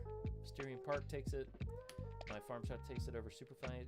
Exit Series, Everdell. Superfight's on a losing streak now. Who is going to be the one to claim victory over Superfight, or to claim defeat? I think it's Poetry for Neanderthals. Superfight beats that. Don't Imperium beats Poetry for Neanderthals. Poetry for Neanderthals beats Hues and Cues for me. Hues and Cues beats Bananagram. QT Adventure beats Bananagrams. Jaws wins. Ice Cool wins. Hunter Killer wins. Bananagrams beats Villainous. Rhino Hero beats Villainous. One Eye Werewolf beats Villainous. Railroad Inc. beats Villainous. Oh my goodness, it's a slaughterhouse out here. Game of Thrones beats Villainous. Punderdome beats Villainous. Ravine beats Villainous. And Villainous finally beats Bag of Chips. Bag of Chips beats Cash and Guns. Bandita beats Cash and Guns. Azul beats Cash and Guns. I didn't realize Azul would be this far down in the list. Cash and Guns beats Visitor in Blackwood Grove. Kabuto Sumo beats Visitor. Carcassonne beats Visitor. Might Extreme. Machikoro. Visitor is losing a bunch now. I'm going to remove this Villainous because I'm using the other one as all Villainous branch. Hearing Things beats Visitor. Pentago beats Visitor. Skull beats Visitor. Nope, Visitor beats Skull. Mlem beats Skull. Magic the Gathering beats Skull. Payday beats Skull. Pictionary beats Skull. Faraway beats Skull. Spirit Island beats Arc Nova. So Clover beats Arc Nova. Sky Team beats Arc Nova. Bombusters beats Arc Nova. Freelancers beats Arc Nova. Arc Nova beats Stardew Valley. Ezra Nehemiah beats Stardew Valley. No, Stardew Valley beats Feast for Odin. Cowboy Game beats Feast for Odin. Feast for Odin beats Three Sisters. Three Sisters beats A Gentle Rain. Gentle Rain beats Cascadia. Daybreak beats Cascadia. Leviathan Wilds beats Cascadia. This feels like it's going to be the final ranking, doesn't it? Earth beats Cascadia. Cascadia beats Decorum. Wayfarers beats Decorum. Wingspan beats Decorum. Wild Gardens beats Decorum. Decorum beats Space Base. Place beats Space Base. Space Base beaten by a place. Space Base beats Dragon Keepers. Hadrian's Wall beats Dragon Keepers. Things and Rings beats Dragon Keepers. Harmonies beats Dragon Keepers. Dragon Keepers beats Turing Machine. Turing Machine beats Aquatica. Aquatica beats Chronicles of Crime. Chronicles of Crime beats Paint the Roses. Viticulture beats Paint the Roses. Unlock beats Paint the Roses. Paint the Roses beats Roll Camera. Roll Camera beats Pandemic. Woo, man. Let me drink some water. We're flying through these.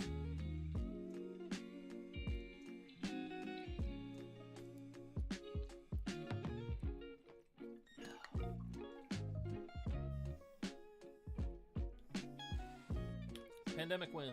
Draft and Rate wins. Ito wins. Kobitos wins.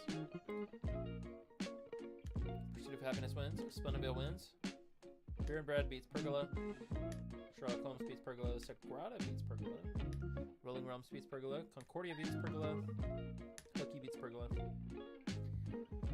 Castle Combo beats Pergola. Planet X beats Pergola. Lost Species beats Pergola. Can't Stop beats Pergola. Oh my. It's a Pergola slaughterhouse.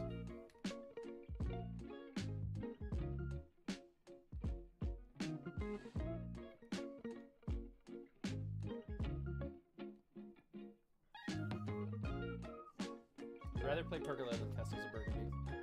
Adulthood beats Castles of Burgundy. Art Project beats Castles of Burgundy.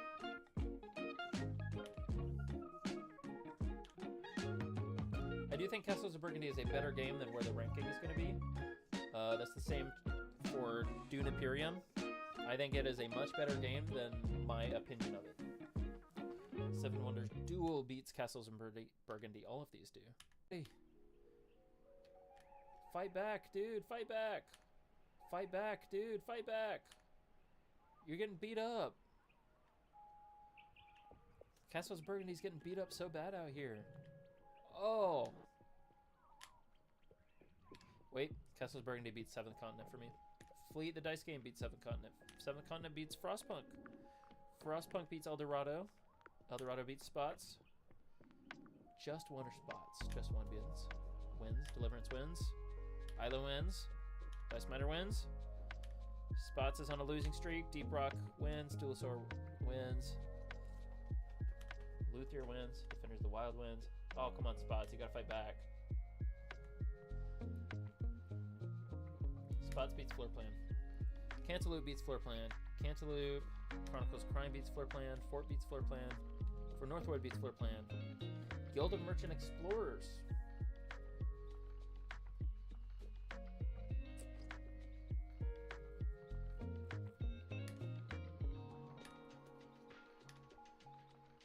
Floor Plan's on a losing streak here.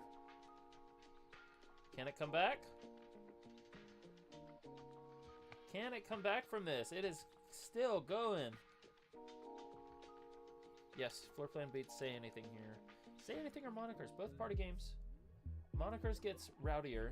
Say Anything is thinkier. Go Monikers. Parks beats Say Anything. Fate Flip beats Say Anything. Clask beats Say Anything. And Vina Morte. Kites. Let's go to Japan. Journey Adventure Quest. Ooh, Say Anything's lost a bunch here. Where's he gonna claw its way back? Where are you gonna claw your way back, Say Anything? Maybe it's here. My farm shop. Hanabi.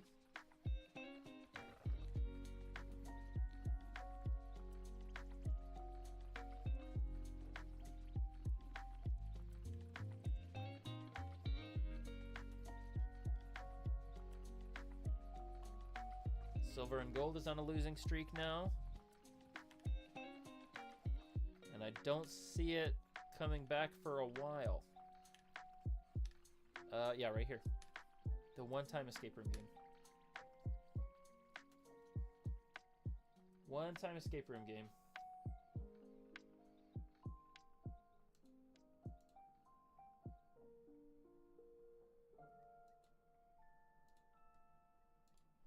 Okay.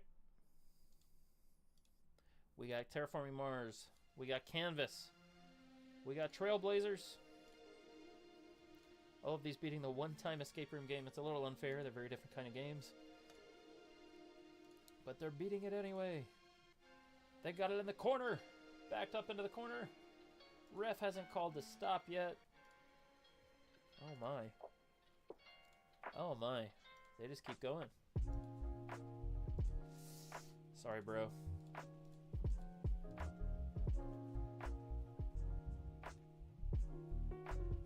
Wait. Here's two one-time escape room games, and I liked Endangered Rescue more. Side Quest I like more than Super Fight. Super Fight I like more than Sunset Over Water. Dune Imperium I like more than Sunset Over Water. Sunset Over Water I like more than Poetry for Neanderthals, Fox in the Forest. Splendor. Sail. Oh, all of these are beating Poetry. I like Poetry from Neanderthals more than Ticket to Ride, though. Same with Hughes and Hughes. Deep Sea Adventure. Jaws. Ice Cool. Oh! Oh, Ticket to Ride is taking a beating now. Who would have thought that I like all of these more than Ticket to Ride? I like Ticket to Ride more than Game of Thrones. Less brutal in your face. Spot It I like more than Game of Thrones. Tapple I think I like more than... let's go back to Spot It. I like Game of Thrones more than Spot It, if I'm being honest with myself. Punderdome over Spot It. Spot It over Ravine. Tapple over Ravine. Scrabble over Ravine. Fog of Love over Ravine. Flamecraft over Ravine. Boss Monster over Ravine. Ravine over Ship Show. Ship Show over Villainous. Villainous over Categories. Bag of Chips over Categories. Bandita over Categories. Oh, we're in the home stretch here, y'all. We're in the home stretch. Azul. I had no idea Azul would be this low in the list, but here it is. Cash and Guns. Kabuto Sumo. Carcassonne.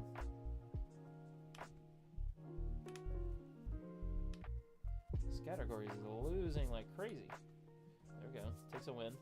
Katana I like more than Hearing Things. Bonanza I like more than Hearing Things. Set. Hearing Things. Set I like more than Pentago. Sequoia for Pentago. Pentago split.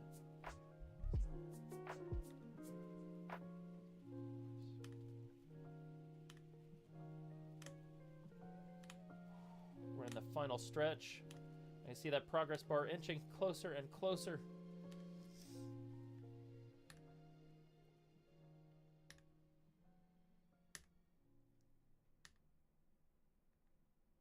Oh, man.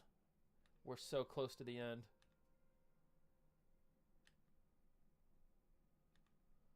We're so close.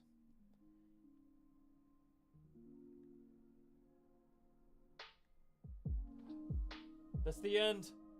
That's the end. If you have the stream on in the background, you might want to look at this. These are the final rankings. Oh my gosh. That took forever. That took 3 hours. Okay. Here's the result. Are we ready? Let me zoom in so you can see.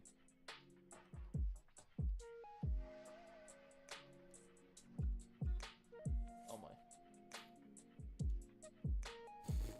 This is terrible. No, I don't want that. You can't see the rankings.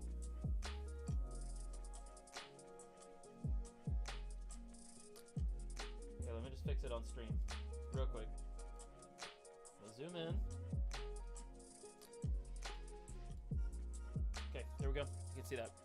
Number 1, Spirit Island. There was never any doubt. And I was right. These guys were fighting for second place, but So Clover took it. So Clover took it. Arc Nova used to be into my number 1. It's still in the top 10. A very noteworthy, Cascadia fell out of my top 10. So did Earth. I wonder if that was just how the head-to-head rankings shaped up. But Spirit Island is number 1. So Clover number 2. Sky Team, Bomb Busters, Freelancers, Arc Nova, Ezra and Nehemiah. I did not expect that in the top 10. Stardew Valley, Great Western Trail, Feast for Odin. That is my top 10. Quite a few heavyweight games, but also So Clover, Sky Team, those are lightweight. Bomb Busters is lightweight. Stardew Valley's pretty lightweight. Interesting. So then we take a look at my next group. Three Sisters, Gentle Rain, Daybreak, Leviathan Wilds. After having just played it for the first time last month. Shot all the way up to number 14. That's crazy. Earth, I would still consider as part of my top 10. Cascadia, I'd still consider as part of my top 10. Despite where they're landing on the list. Maybe I'd have to bump some of these down, though. That'd be hard. Wayfarers, Wingspan, Wild Gardens, Decorum. The biggest fall from grace in here is Viticulture at 30. That used to be my number 1. And at the very least, top 5, but 30? I don't know. Probably if I were re-ranking this list, I would put it above some of these other ones. I'd have to see. Have to put out the whole. Maybe we'll do a tier list video. I think we'll do a tier list video. Would be a good idea. Okay. Slowly go through the rest of these. Dragon Keepers, Turing Machine, Aquatica, Chronicles of Crime. This is unlock the whole series, as I said. Ito and Kubitos, right next to each other, the Ito brothers.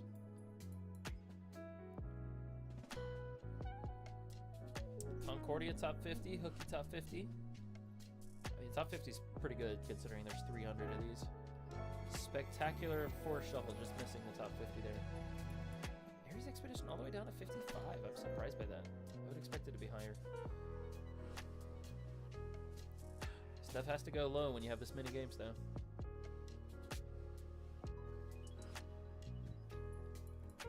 Wow.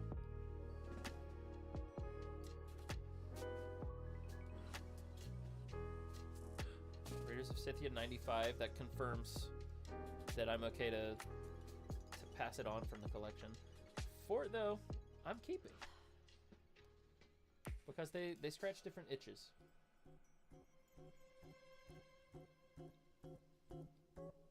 Wilmot's Warehouse at 107. I've only had one play. I guess that makes sense.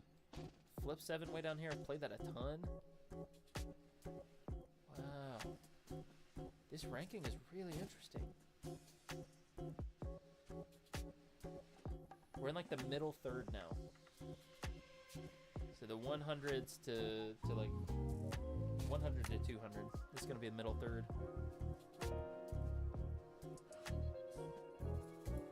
Everdell all the way down here. Quacks way down here. I'd I'd probably be fine to pass on Quacks, but I know Allie wouldn't like that. Wormspan, The Crew, Terraform Mars Dice Game. Not surprised it's down here. Yu-Gi-Oh! Made 171. Dune Imperium 175. That's gonna upset some people. That's really gonna upset some people. Same with Blood on the Clock Tower. They're good games. They're just not my type of game. Too restrictive. Fog of Flamecraft, I found too lightweight. Not enough there to sink your teeth into. Azul at 205? Whew! Do I agree with that? I think it should probably be higher. I like it more than Villainous. I like it more than Boss Monster. I think it just had some bad matchups here. Yeah, I would put it like... I'd put it like 150 at least. Not 205. Man. Catan, I agree with it being down here. Mlem, I need to give another shot after actually learning the rules. I kind of just played it on Board Game Arena without learning anything. Not a good idea.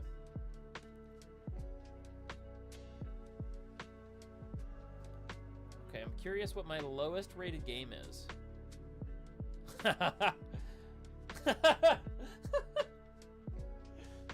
Phase 10.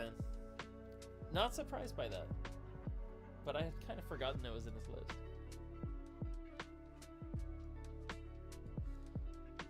And granted, we did, as we were going, we deleted like 50 games off the list. Because I just didn't feel like ranking that many. So I'm sure there's even worse. Oh, let's save. Results from live stream ranking Gen 8 2026. Here's our top 9. Generating a thumbnail image for us. There it is. Isn't it beautiful? Isn't it pretty? There's our top 9. According to PubMeeple. According to PubMeeple rankings. Thank you, PubMeeple, for this ranking engine. Thank you, viewers, for watching. Especially if you're watching the VOD. Thank you. Because it was very nice to have you. Give this video a like if you're watching the VOD. I'll catch you guys on the next one. For maybe a tier list of every game I've ever played. It'd be kind of fun. See you guys.